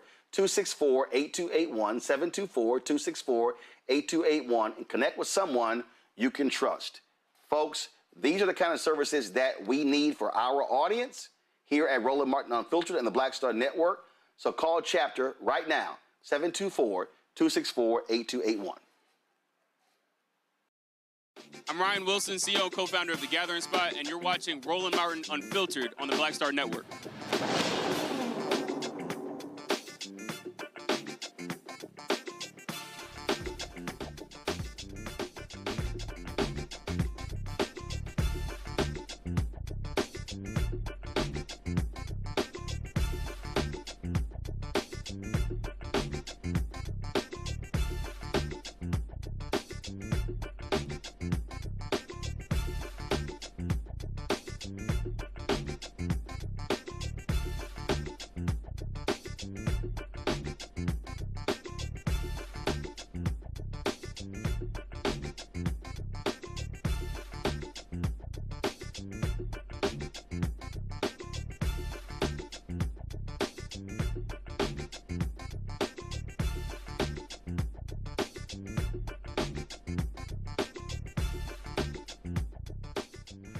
6 years ago today, we lost Congressman John Lewis, a freedom fighter, activist, political office holder. Of course, he was well known as a civil rights leader, one of the biggest heroes of the 20th century. Congressman Hakeem Jeffries, Democratic leader, dropped this video honoring the longtime congressman and civil rights stalwart. Years ago today, we lost the conscience of the Congress and our dear friend. Transformational force. My brother in service and faith. My mentor. an American hero, And my personal hero, The legendary, extraordinary, iconic, indomitable, inspirational, incomparable, compassionate, courageous, and determined freedom fighter. That is Congressman John Lewis. John Lewis set an example for all of us. I still can't believe I got to call him a colleague. I mean, I actually got to share a cell with John Lewis, one of the great honors of my life. While we remember and celebrate John Lewis year-round, today we commemorate his life, achievements, and continued legacy. From being the youngest speaker at the 1963 March on Washington, to leading the march across the Edmund Pettus Bridge on Bloody Sunday, to serving in the United States House of Representatives. John Lewis has never stopped fighting for justice, equality, and the right to vote. As a young black man serving in Congress, I know that my generation stands on the shoulders of giants like John Lewis. John was a public servant through and through. We honor him by carrying forward his legacy. And carrying forward the legacy of John Lewis means getting into good trouble. Necessary trouble. I am constantly getting into good trouble. standing up for our democracy and for our values. Fighting in Congress against Donald Trump. When he puts himself above the law. Fighting against all the corruption and authoritarianism in America. Fighting for our communities, serving our neighbors. Like when we fought successfully to overturn Donald Trump's cuts to mental health and substance abuse funding. Like pushing back against attempts to remove black representation from right here in Congress. Fighting back against Trump's voter suppression agenda. It's why I continue to speak out against the Supreme Court's attacks on the Voting Rights Act. We will stand up, we will rise up, and we will pass the John Lewis Voting Rights Advancement Act to protect every American's right to vote. Fighting against corruption in our government and restoring trust in our institutions. I'm getting into good trouble by making sure that every working person in this country gets a fair wage and good benefits. Building a country that working people can afford. My good and necessary trouble has included making surprise oversight inspections to ICE facilities. Standing up to ISIS infringement on our rights. Challenging unjust deportation policies and fighting to keep families together. The struggle for justice did not end with John Lewis, and neither will our commitment to it. We need to show up, we need to stand up, and we need to speak up. Continuing the work to build a country where opportunity belongs to every American. This is especially important today. My House Democratic colleagues and I will keep on keeping on. And we will never stop fighting for justice, equality, and voting rights. That Brother John fought and bled for. In the pursuit of a more perfect union.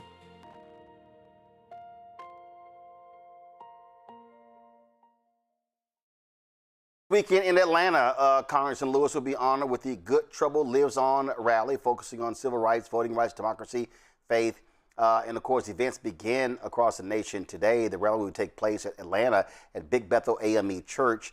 We'll be streaming it live right here on the Black Star Network. Joining us now is Barbara Arnwine, President and founder of the Transformative Justice Coalition. Barbara, glad to have you here. Y'all have been holding these events, honoring Congressman Lewis, continuing his legacy. Take us through with these events that have been happening beginning today. Well, it's so exciting, and thank you so much for having me on.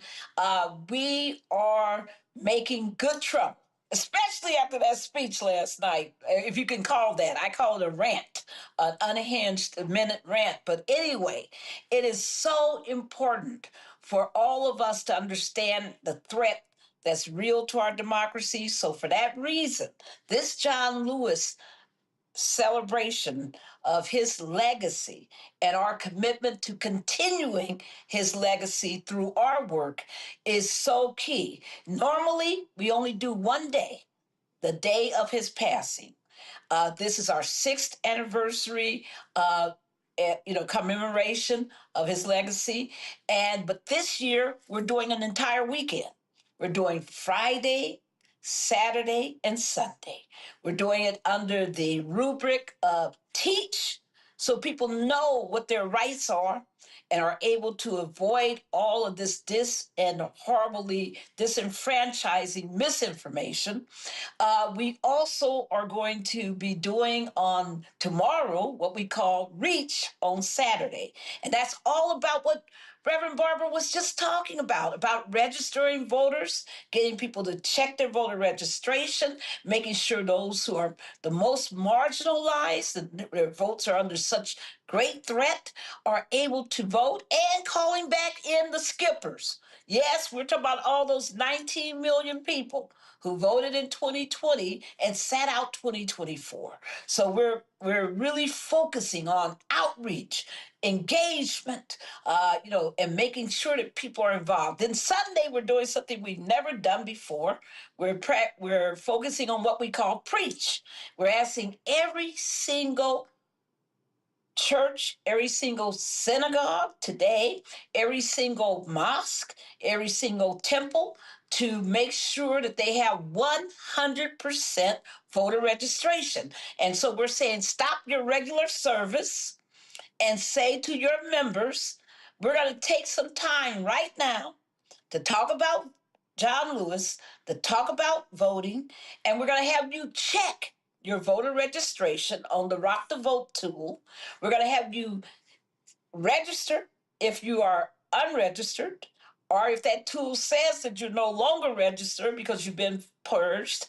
And we're going to encourage you to go out and talk to family and friends to make sure they do the same thing. And we're going to also reach out to those who have moved recently, don't know if they moved from county to county or they moved from state to state. They haven't thought about the fact that they need to re-register.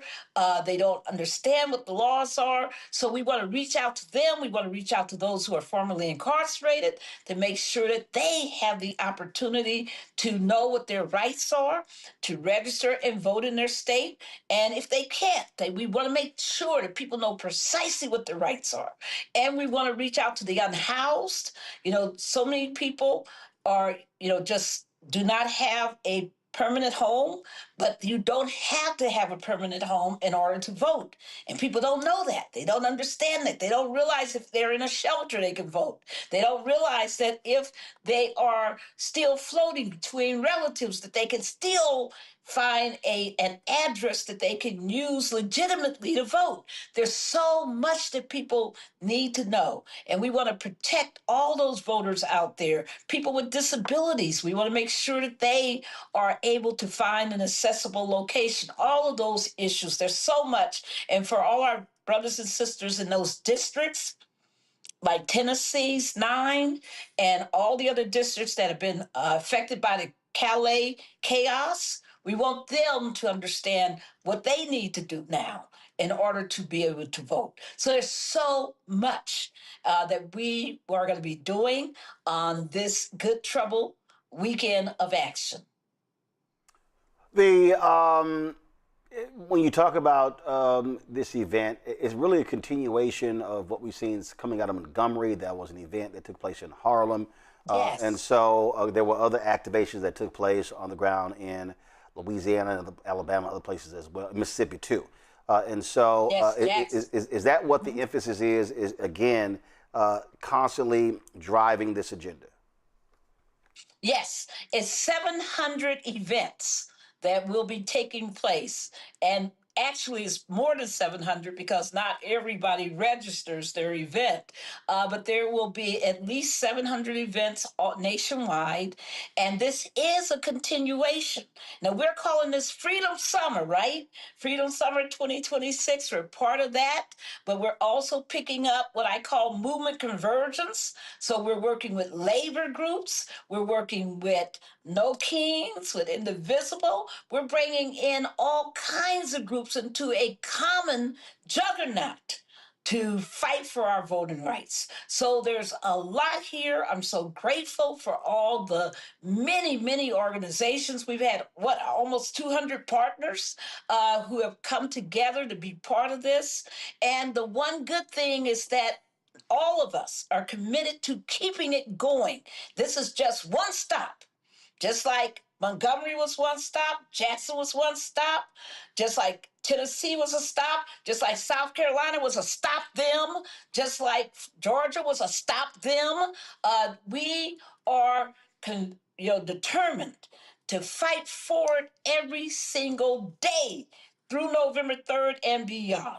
Because this is going to be a fight. If he's trying to take away mail-in balloting, 45 million people used mail-in balloting in 2024. 45 million. not half of the electorate, but a whole big segment of the electorate. And I think people need to understand how critical it is for us to be out there making sure that voters are not only educated, not only registered, but very strongly protected. Again, folks, it's taking place. First of all, where do people sign up? This is what I have, right? This is the flyer that I have. So the rally starts at what time tomorrow? It starts at 10 a.m. in the morning because we're in hot Atlanta, folks. Okay, so this is Atlanta. all right. So this actually was the earlier flyer that says 12. So it's beginning at 10 a.m. beginning at 10 a.m. tomorrow, and the location. Yes, we'll be at Big Bethel AME Church at 220 Auburn Avenue, Northeast, and we're encouraging people to come to the parking lot where we'll be holding this huge gathering, and we want everybody to come. Bring your children, come. Bring your friends, come. This is where we stake our ground, that we say that we are part of a movement. We're not some isolated person out there. We unify, we make change. And if we're going to make the change that's going to stop this autocracy, going to stop this authoritarianism, that's going to stop this fight to take away our vote by these anti-democracy forces, the only way we do that is by unifying and by being there and committing and getting the information. We're going to be passing out information. We're going to have all kinds of amazing speakers like Congressman Jonathan Jackson, like Congressman Hank Johnson, like Congressman Stephen Horsford. There's going to be some great people there. There's going to also be a lot of incredible local community organizations there that will continue to work with everybody through this November. I'm so excited. I've been watching the videos of actions that happened today, that are still happening today. And it's just beautiful to see how people are coming together to honor John Lewis's legacy through real good trouble, real good hard work. And we are determined. We will never, as he said, we will never give in. We will never give up. This fight is ours to win. All right, then. So again, folks, this is taking place 10 a.m. Tomorrow in Atlanta. If you can't make it and if you're out of the city, we will be live streaming it right here on the Black Star Network beginning at 10 a.m. Eastern. And so this is actually the update. Go to my iPad. You see it right here. 10 a.m. Atlanta rally, Saturday, July 18th, Big Bethel AME Church, 220 Auburn Avenue, Northeast, Atlanta, Georgia. And so look forward to it. Barbara, thanks a bunch. All right, Barbara's muted. I don't know what she was. Barbara, you muted? There you go. Okay, go ahead. Actually, Barbara, I think you are muted. I think you must have hit a button on your end, Barbara. No. There, Barbara, just talk. Okay. There we go. All right. You were saying something. Now we can hear you. Go ahead. Okay. Thank you. I was just saying that thank you because you don't know how many people want to watch this live stream because they cannot get out into the street, but they are still committed. And in fact, we're going to have some of those people calling voters across the country tomorrow afternoon to help reach to the voters who may not know of all of this is happening. But it's beautiful that you're making this accessible to all those people who told us we can't get in the street, but we want to be part of this. And when they heard that there was going to be a live stream, they just were gasping and just, gushing with joy. So thank you for doing this. All right. Well, we certainly appreciate it, Barbara. Thanks a lot. All righty, take care. Appreciate it. Folks, a federal lawsuit filed by 2 former black female executives against the McDonald's fast food chain is set for a jury trial in September. In March, a judge dismissed some of the suit's claims while ruling that 6 counts of hostile work environment and unlawful retaliation could proceed. The women allege a regional president criticized them as having a black woman attitude and referred to executives as angry black women. A former McDonald's franchisee, Van Jakes, joins us right now. You've had a number of franchisees also suing McDonald's. Van, what do you make of the judge allowing this lawsuit to move forward? Well, it's great news for us, Roland. We've been waiting a long time to get our day in court. Basically, it's basically saying it's systematic racism been going on in the system with employees, with McDonald's franchisees, some of the vendors, even so, and that hurts our community. So that's why we're so excited to finally get our day in court. We should be right after them, and we're just excited to get this move forward. How will their lawsuit, though, help you and the franchisees that are also suing McDonald's? Yeah, so we got some of the same claims as racism, unfair treatment, looking at how they placed us, way they came in our stores, undocumented in our stores, and that hurts our growth. I mean, it hurts our bottom line. That did hurt our bottom line, and even more importantly, it hurts our Black communities. For example, I've got to go to a funeral tomorrow for an ex-director of operator of mine that worked her way all the way up from a swing manager. Her name is Michelle X, rest in peace. And she became a franchisee of another brand, but I was able to give her that opportunity. Now you take away those opportunities for our communities, and that hurts the economic system that we have. So we're excited to get out there in court, and we know that we will get our fair share. One of the things that I've heard from folks is that so much has changed with McDonald's since Don Thompson was forced to resign as CEO. He spent about 18 months there, was CEO worldwide, worked himself up, and of course was known all around the country. Again, for an African American to rise to become the CEO of McDonald's was a huge accomplishment. And so, do your thoughts on that? Because there were a number of executives that Don put in charge, African Americans at McDonald's. Yeah, so we can actually go back and put a pin on when things started to change, and that exactly. I think we met with Don. You had dinner with us one time in Chicago, I believe, and when he left, we could see. Basically, they even told us in a meeting that the train is leaving the station. You're gonna have fewer operators with fewer stores. What does that mean? That means that the bottom of the barrel was us, the Black operators, because we started late, so we had less stores. So they were going to systematically get rid of us as they move this thing forward. For example, here in Atlanta, we had 32 Black operators. Now there's 10. Then the store count might be close, but you got one Black operator with 20 stores versus 5 Black operators with 5 stores. Now, in their communities, that hurts so much because you can't get to that one operator, but you can get to at least 1 or 2 of those 5 operators.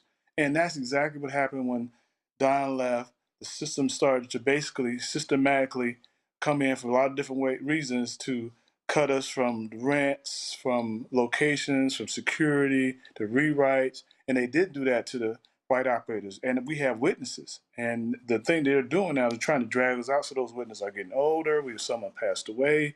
Some of them are not coherent. And I know that's for a fact. I still have a couple operators that my witnesses are still in the system that will testify, but we got to get out there in court. So that's what we're hoping for. Real quick, questions from the panel. Matt, you first. Yeah, so my question was, is there a dollar figure that the Black operators were forced to pay more of? Like, what do the metrics look like? Because I get the general idea of the lawsuit, but I'd be interested in seeing what that is in terms of the higher premiums y'all had to pay, the higher insurance costs. What do those numbers look like? So we operate on basically cash flow. And so your top end sales is great, but you got to get your cash flow. The higher your cost, the less your cash flow. We had higher security, higher rents, putting us in tougher stores with lower sales, that hurts your cash flow. When you have to remodel a restaurant, one of my situations, they made me remodel a restaurant 3 times. And each time I have to put that debt on top of debt. And if you don't allow the white operator to just do what he wants to do, and he doesn't have to do what I did, then he can make some more cash flow. So that's one of the biggest things that we're talking about is the cash flow issue. Nicole? So what advice do you have for other Black franchisees? What should they be looking out for so they can make sure that they're not being discriminated against? Well, to me, that's always an exit strategy. You got to figure out what's your end game, the number of units, take it and do something different with it, get into real estate, because the game is always changing, no matter what the franchise is. To me, I would always tell somebody in the franchise, look for an end game, because it's going to change. Michael? All right, Van. I was wondering, I've known a lot of African-American McDonald's franchisees over the course of a number of years, and I was wondering, what was it that initially attracted you to McDonald's to become a franchisee? Yeah, great question. And again, McDonald's was good to me and my family and a lot of operators because it had a proven system where you can get a hamburger here, it's going to be the same. They had a training program. They gave you a lot of support. It did cost you a lot. You did have to work the business good because you knew what you were doing. Once we figured that out, we were like rock stars in this because, just give us an opportunity. But when you start changing the goal line, it makes it so difficult. We know we're behind because a lot of times we come in with not as much capital as white operators, but then you start changing the goal lines in terms of the metrics and how you're going to reach your goals. And so that made it so frustrating. And we just kind of got tired of it. It was like a Me Too movement. Right. All right. Thank you. Well, again, folks, the lawsuit of Vicky Guster Hines and Dominica Neal, they actually filed a lawsuit, y'all, in 2020. So it's been 6 years. And so it is scheduled. It is scheduled to go to trial in September. A lot of times these things happen, Van. They settle before they actually go to trial. I take it that you would prefer to have these issues aired in front of a jury as opposed to a settlement. Your thoughts? Well, right now, they've got McDonald's is trying to get our case dismissed. So we're trying to get past that to get the discovery. And once we get discovery and get our day in court, we will consider settling the case. But again, it's like you're slapping you on the head and telling you just get out of here. You're going to go away, die, go away. We push it off as long as we can. That's kind of is a frustrating part. So we're like, okay, let's go to court. We got some great trial lawyers. We'd love to go to court. But we wouldn't be opposed for a settlement. But we're not even close to that because we got to get the judge to rule that we can move our case forward. And then we get the discovery. All right, then. Well, Van, we certainly appreciate you joining us. And thanks a bunch. Lastly, how's your golf game? Well, we played today. It's hot down here. I got fans on my golf cart. I'm from Houston. It ain't hot. Stop being soft. Okay. Stop being soft. Okay. All right. Well, we look for you to come back down here. We had a great time. Oh, yeah. I'll be back. All right. I appreciate it. Thank you, guys. All right. Thanks a bunch. Folks, last night we covered the recent break-in at the Harriet Tubman Museum and Educational Center in Cambridge, Maryland.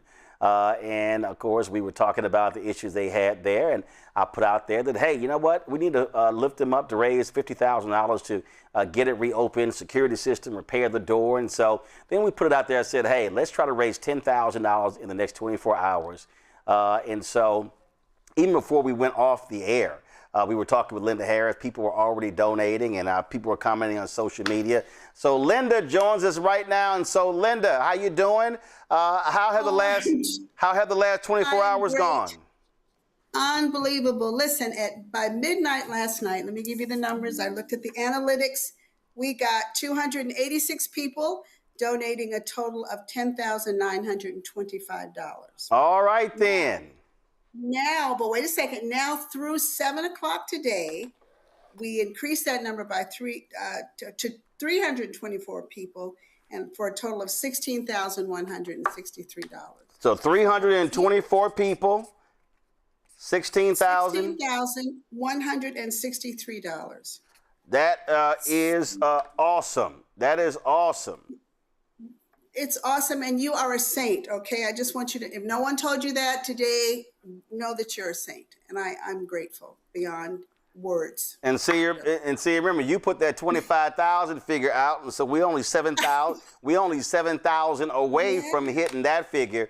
So we're on our way to the 50. I know. Let me see if he posted it. I'm not gonna see. Oh, give me 1 second. Let's see, because I hit a number of big-time media folks and others, letting them know what we were doing and telling them to share it. And so I'll double check. One of them, Michael Strahan told me he was definitely going to put it out there. I'm looking for his social to see what he did, and that's some other ones as well. So what we're going to do is that's 24 hours. And so what my hope is for us to continue to push this over the weekend. I'm going to tell people so far 325 people have donated, 16,163, and so we're going to push folks to do that. And so what we'll do is we're going to have you back on Monday, and hopefully we will have hit the $50,000 goal by Monday. Oh my! I mean, that would be unbelievable. I mean, I just want you to know I cried most of last night because, you know, I do this thing. I'm a volunteer, and I never imagined that there'd be this kind of outpouring. So I'm exceedingly grateful for what you've done. It's pretty amazing. And thank you. Well, we've got an amazing audience, and they support. Yeah. Listen, they know we focus on Black interest, and they know that what we care about our community. And I hate the fact that those punks broke into the center there, stealing your donation box and damaging those murals in the door. Hopefully that person or persons are arrested, but we want to make sure that y'all have some protection. And the other thing is this here. So this is what we'll do. So I know you're open Thursday, Friday, Saturday. And so when we finish raising this money and y'all call the contractors and get open on that Thursday or Friday, we're actually going to do Roland Martin Unfiltered from the museum. Now, I know y'all close at 4. We're live at 6, so we still got to be open. And there's also a special guest who I reach out to about that as well. And so don't be surprised if you be hearing from Governor Westmore. Oh my God! Well, Westmore loves Cambridge. He loves Cambridge. Well, That's amazing. He and I chatted last night, and so once everything gets fixed, and then y'all set to reopen, we will do the show live. Want to bring the community out there and have a grand time. Well, you got to promise to walk with me on the Underground Railroad. You know, I've walked it, so you got to walk with me. Okay, that ain't no problem. Just so you know. First of all, that would be amazing. First of all, how far are we walking? So only about 3 miles. No, that's fine. I ain't got a problem walking 3 miles. I'm just, because you got to understand how I think when you say walking. I'm instantly thinking in terms of how it's covered in broadcasting. That's just how my mind thinks. So that's why I was wondering that. So no, it can be done. It can be done. All right, ain't no problem. So that ain't no problem. Listen, we got a 24-foot Sprinter, a 35-foot bus. We can mount our cameras on it. That ain't no big. That ain't nothing for us. Oh, that'll be amazing. That'll be amazing. All right. Let me just say, Monday I won't be. I'm going to Portugal. I'm also a musician, so I'm going to Portugal to perform. So I won't. That's fine. Monday. So have somebody send us an email. Okay, I'll send you an email. Send us an email, and so we can tell folks on Monday. But we're gonna set a goal. We raised $16,000 in 24 hours. Let's hit that $50,000 for everybody. If you're watching tonight and you were not watching last night.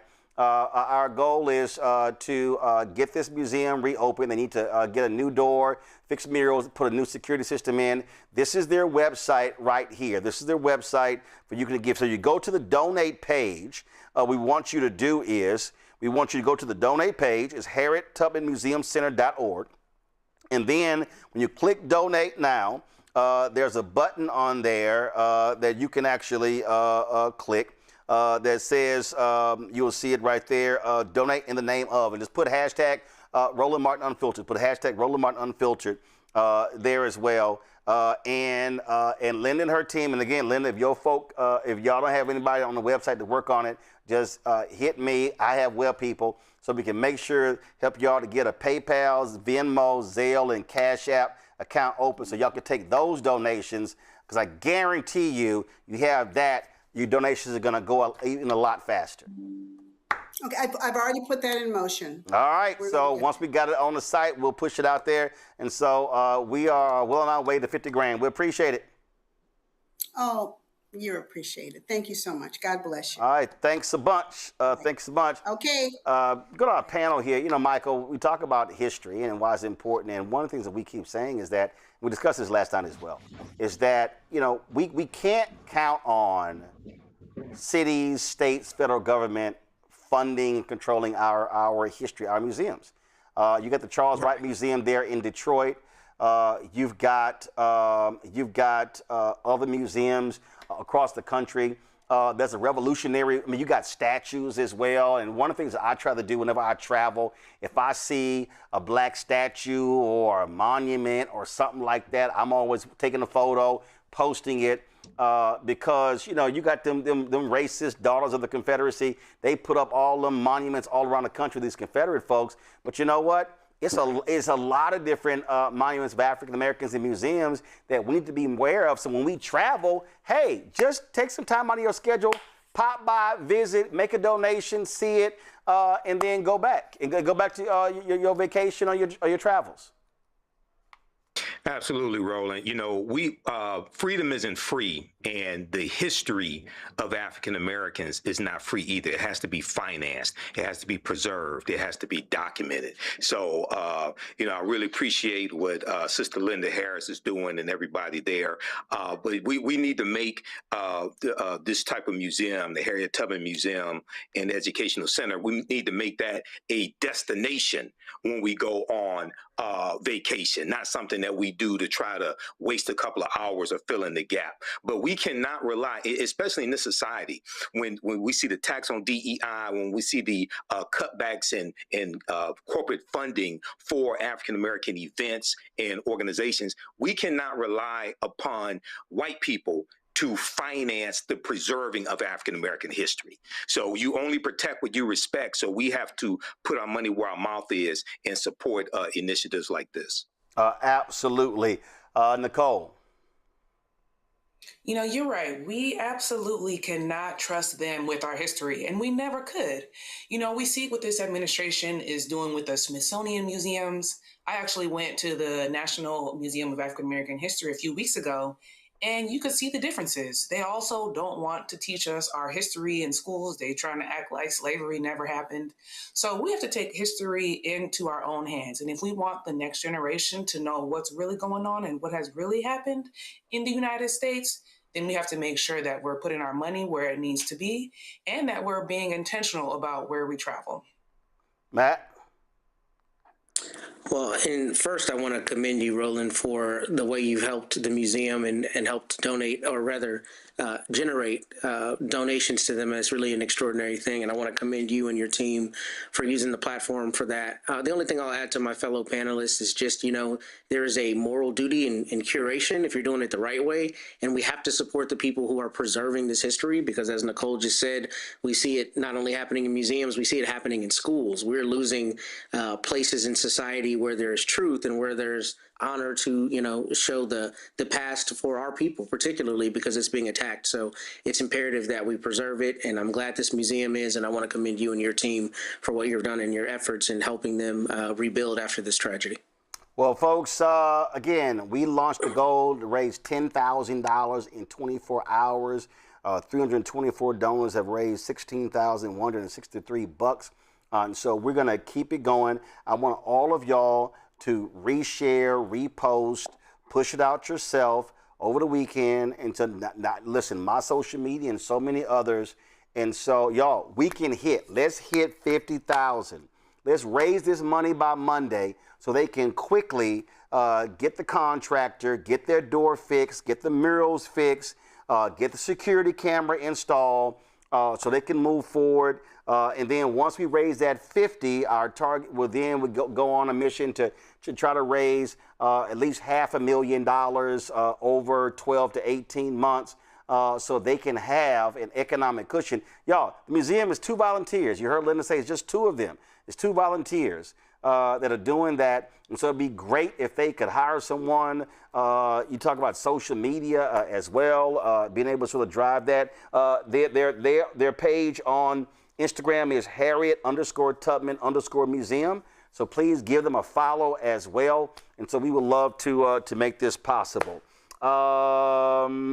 Folks, do we have the in memoriam for George Johnson ready? Roll it.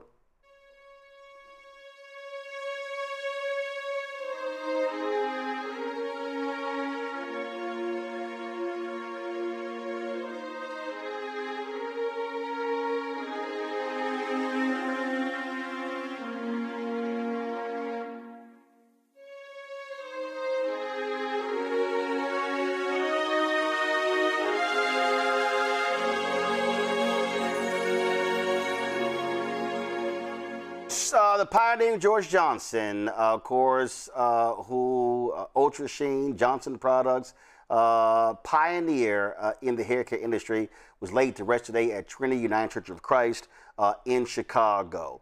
A number of people streamed it. I'm actually trying to get the church to send me the link so we can restream it here on the Black Star Network. So many people, of course, remembered him as a legendary figure, and the family owning it and the work that they did. And I didn't bring it in, but his book, I just got a copy of it as he talks about his history.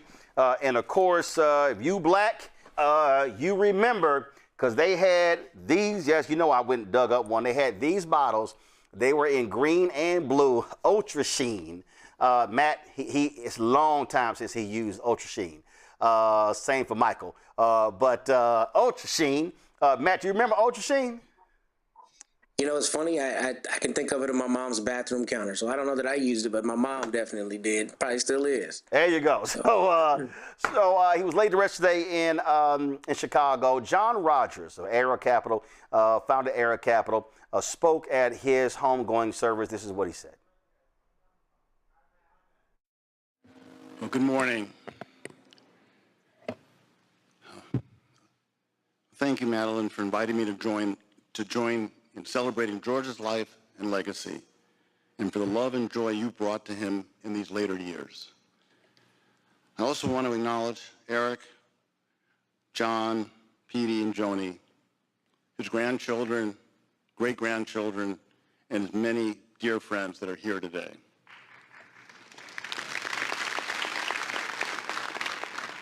In September 1942, my father, one of the original Tuskegee Airmen, wrote a letter to his sister as he headed overseas to defend the freedom that he did not fully experience in America.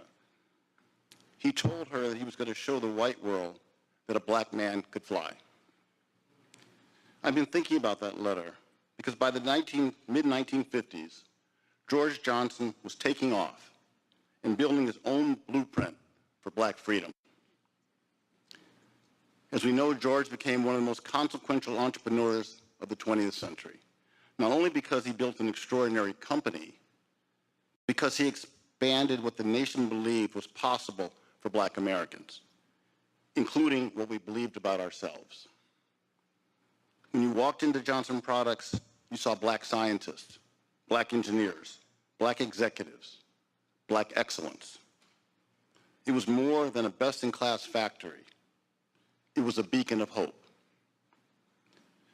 George also refused to separate his beliefs from his bottom line.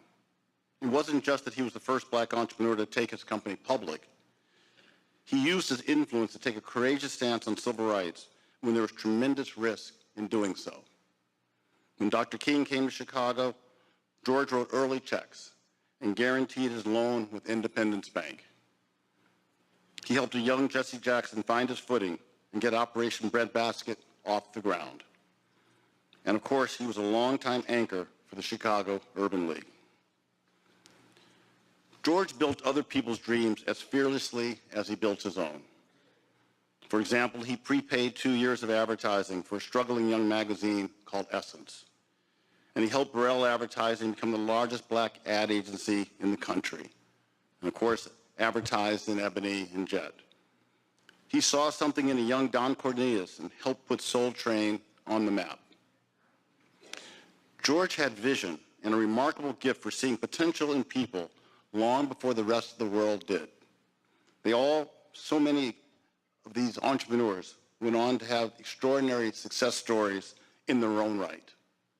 And his son Eric is no exception. He's built one of the most successful black companies in the country in an entirely different industry. So I too had the honor of watching George in action for most of my life. From seeing him work with my mom and stepdad's law firm as a kid, to having him sign on as one of Ariel's first clients when I founded the firm at age 24, to watching him bring a crowd of black directors to tears last fall after an interview in Laguna Beach. I truly love George. He was always there, ready with caring counsel and helpful advice. We all know that George Johnson lived by the golden rule. He knew that lifting everyone around him meant we would all rise together. He was a giant, a titan of industry, one of the most inspiring business leaders of our time. But he wasn't content to just sit back and enjoy what he built. George didn't just believe we could fly. He spent his whole life helping others take flight. Thank you. And as I said, we are working to get the video link of the service so we can stream it on the Black Star Network. Final comment from our panel, and that is when we think about historically these black pioneers, and you heard John Rogers there reference Essence, reference Ebony, reference Black Enterprise, reference Don Cornelius in Soul Train. I don't think people really understand, Michael, that in that period after the Civil Rights Movement, when you think about Operation Breadbasket 1966 to 1971 and morphing from Operation Breadbasket into Rainbow Push, the work that Reverend Jackson did in opening doors, getting products on the shelves, then those businesses were able to then turn around and take the money being made from African Americans and then reinvest that in black media and other black businesses, including George Johnson, founder of Independence Bank right there in Chicago. Right, exactly. You know, this is part of the civil rights movement. Unfortunately, a lot of people think that the civil rights movement was about white people wanting to eat at a white lunch counter, things like that. Yes, we wanted all of our rights, but also we were fighting for economic rights and fighting for black businesses and black business ownership, so they could buy ads for something like Soul Train. Soul Train was revolutionary. I remember watching Soul Train when I was a kid. It came on Friday night. Here in Detroit, and second grade, third grade, and seeing the Afro Sheen commercials, seeing Afro Sheen advertised in Ebony magazine, Jet magazine. My grandparents had classic issues of Ebony and Jet, things of this nature. So, George Johnson was an icon, and this was also Johnson Products was one of the first African American owned businesses to be listed on a major American stock exchange. It was on the American Stock Exchange in 1971. So this is a textbook case of how the civil rights movement leads to black economic empowerment, and he was also employing African Americans as well. So this is a brother that's sorely going to be missed, and these are big shoes to fill at the same time. Nicole, one of the things that Martin Deppie said in his book on Operation Breadbasket, and you heard John reference that as well, is that when Dr. King came to Chicago, SCLC they were always having issues making payroll. Okay, it wasn't easy at all. And Dr. King was always having to raise money. And so he comes to Chicago, and he tells Reverend Jackson, hey, we want to visit these two black banks to see if we can get a loan. And Reverend Jackson then says, Doc, we got to stop by this house first. And Dr. King says, Jesse, I don't have time for this. We need to get to these banks. He said, Doc, trust me, let's make a stop first.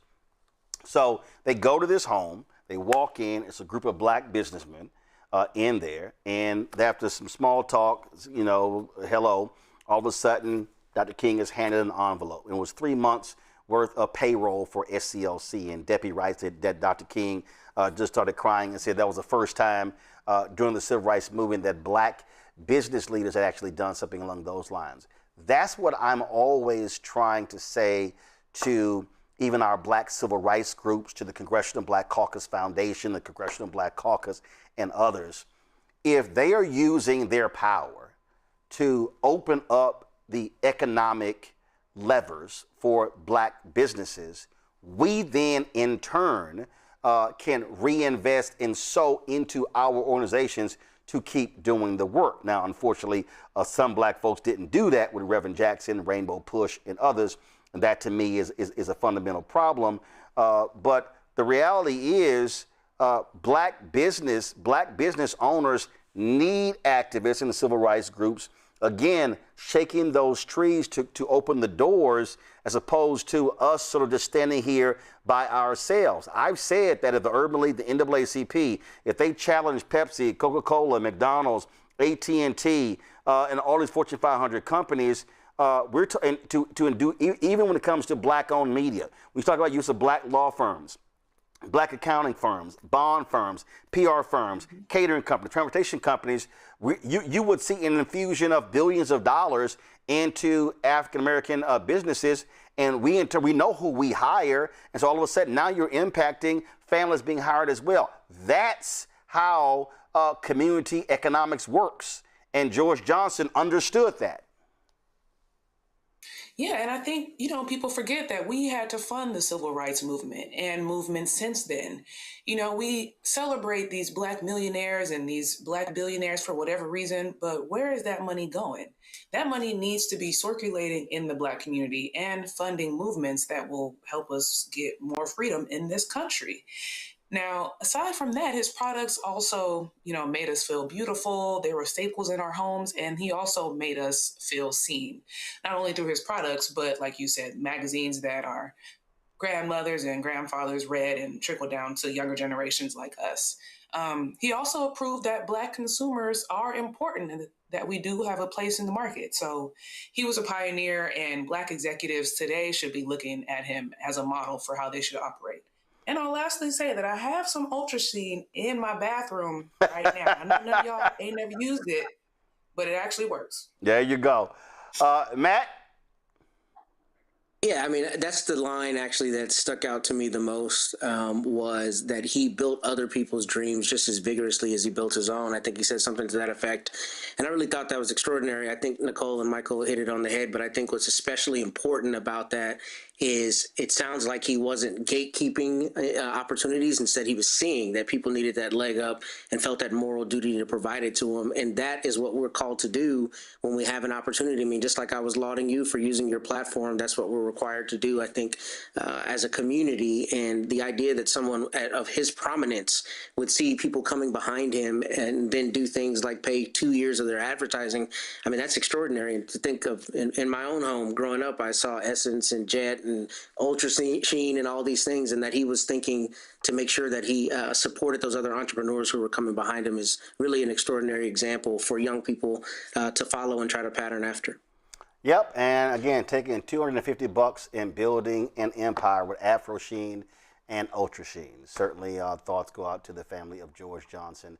Of course, passed away at the age of 99, one hell of a legacy. Folks, that is it for us. Let me thank Matt. Let me thank Nicole. Let me thank Michael. I certainly appreciate y'all joining us on today's show.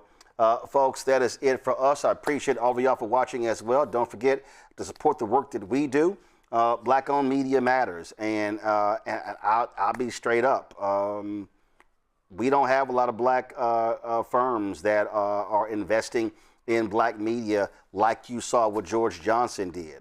And so the support of every single one of our viewers is critically important. It matters. Like I said, y'all, I don't sit here and joke. I went to the post office today. These literally, I don't want to show addresses, but these literally are, no, give me a tight shot. These literally are the envelopes. Literally, I went to the post office before I came and showed. What you laughing for, Matt? Man, what you laughing for? Addresses. I was like, man. Well, go ahead. Yeah, but I want to show folks addresses. I mean, No, I'm good. I'm glad. I'm supporting that idea. I just thought it was funny. Yeah, but I need people to understand this is real. These are literally These are literally checks and money orders that I picked up from the post office box today. These are the folks who say they ain't down with no electronic stuff. They don't give a damn about no Cash App, PayPal, Venmo, or Zelle. And I can see off the top of my head, Lisa Jenkins, Columbus, Ohio, Cheryl Dugan, Napoleon Keys. Man, it's a couple others. Those three jump off. These are folks, especially Lisa Jenkins. I got to give her a shout out. That sister has literally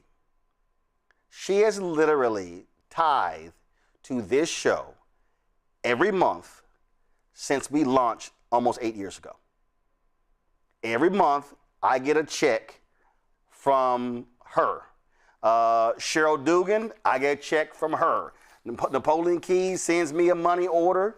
There are some others, but again, I appreciate everybody. We've had people give as little as $1.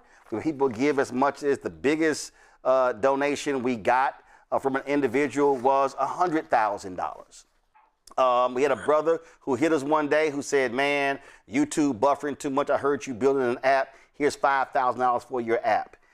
And just like with the Heritage Museum, this is really what I need people to understand. Because when I say we haven't had entertainer, we only had 2 entertainers.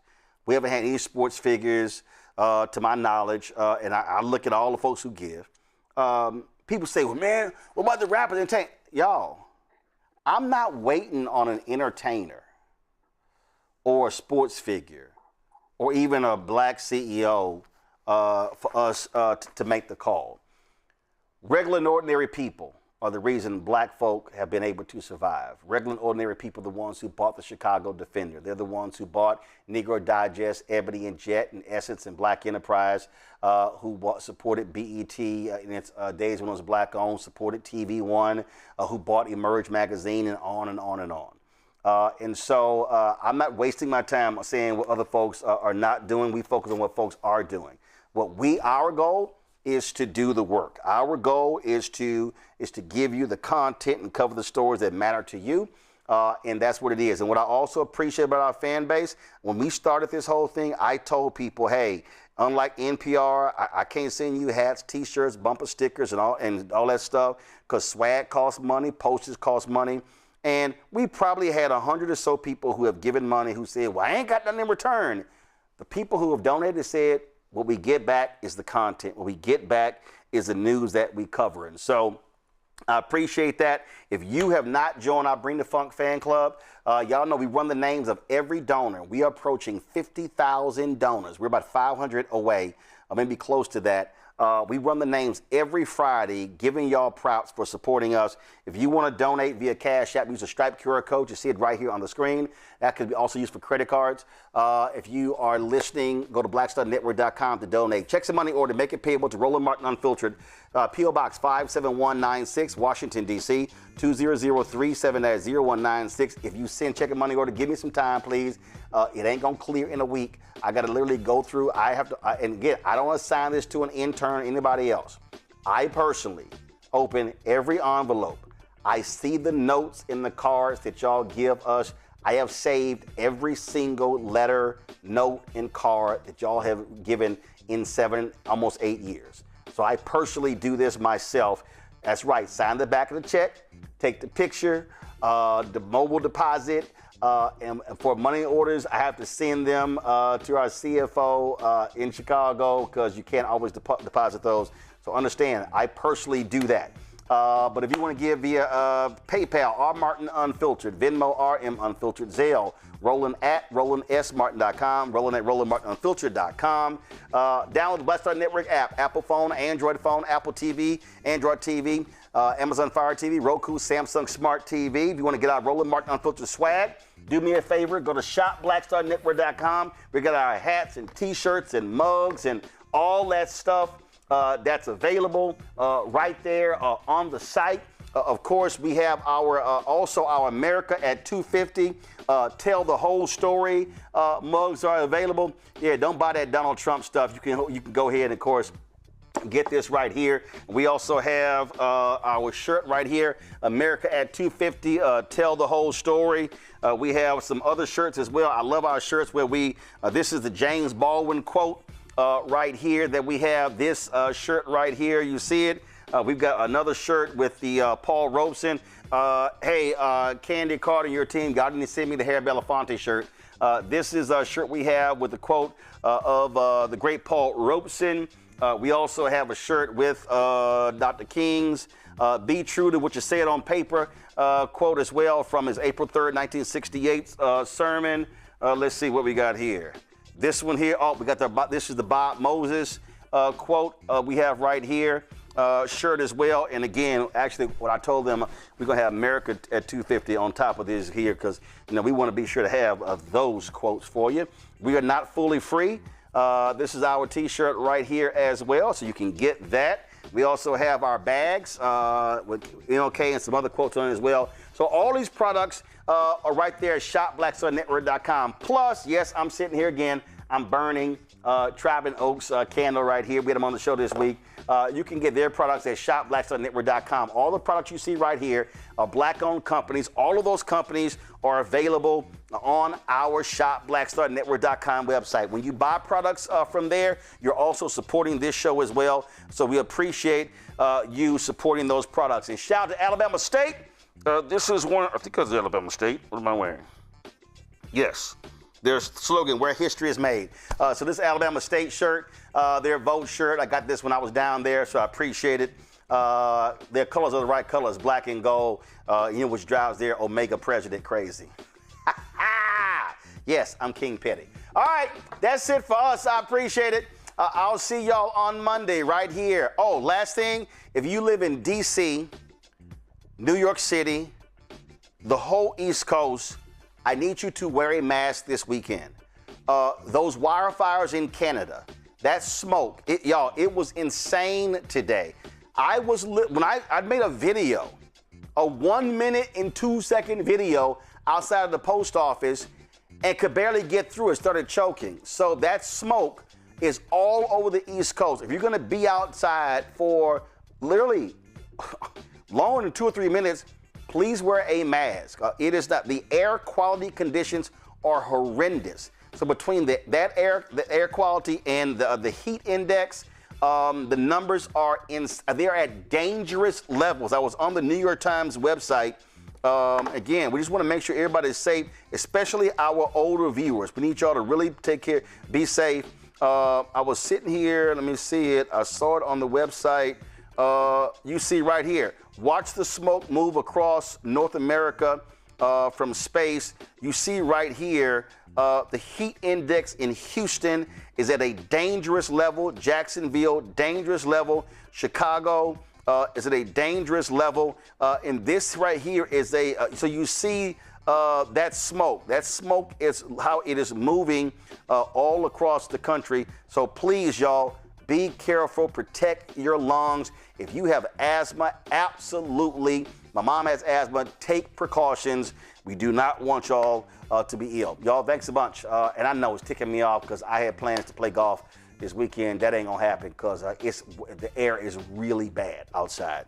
All right, folks, that's it. I'll see y'all on Monday. Roland Martin Unfiltered on the Black Star Network. Holla!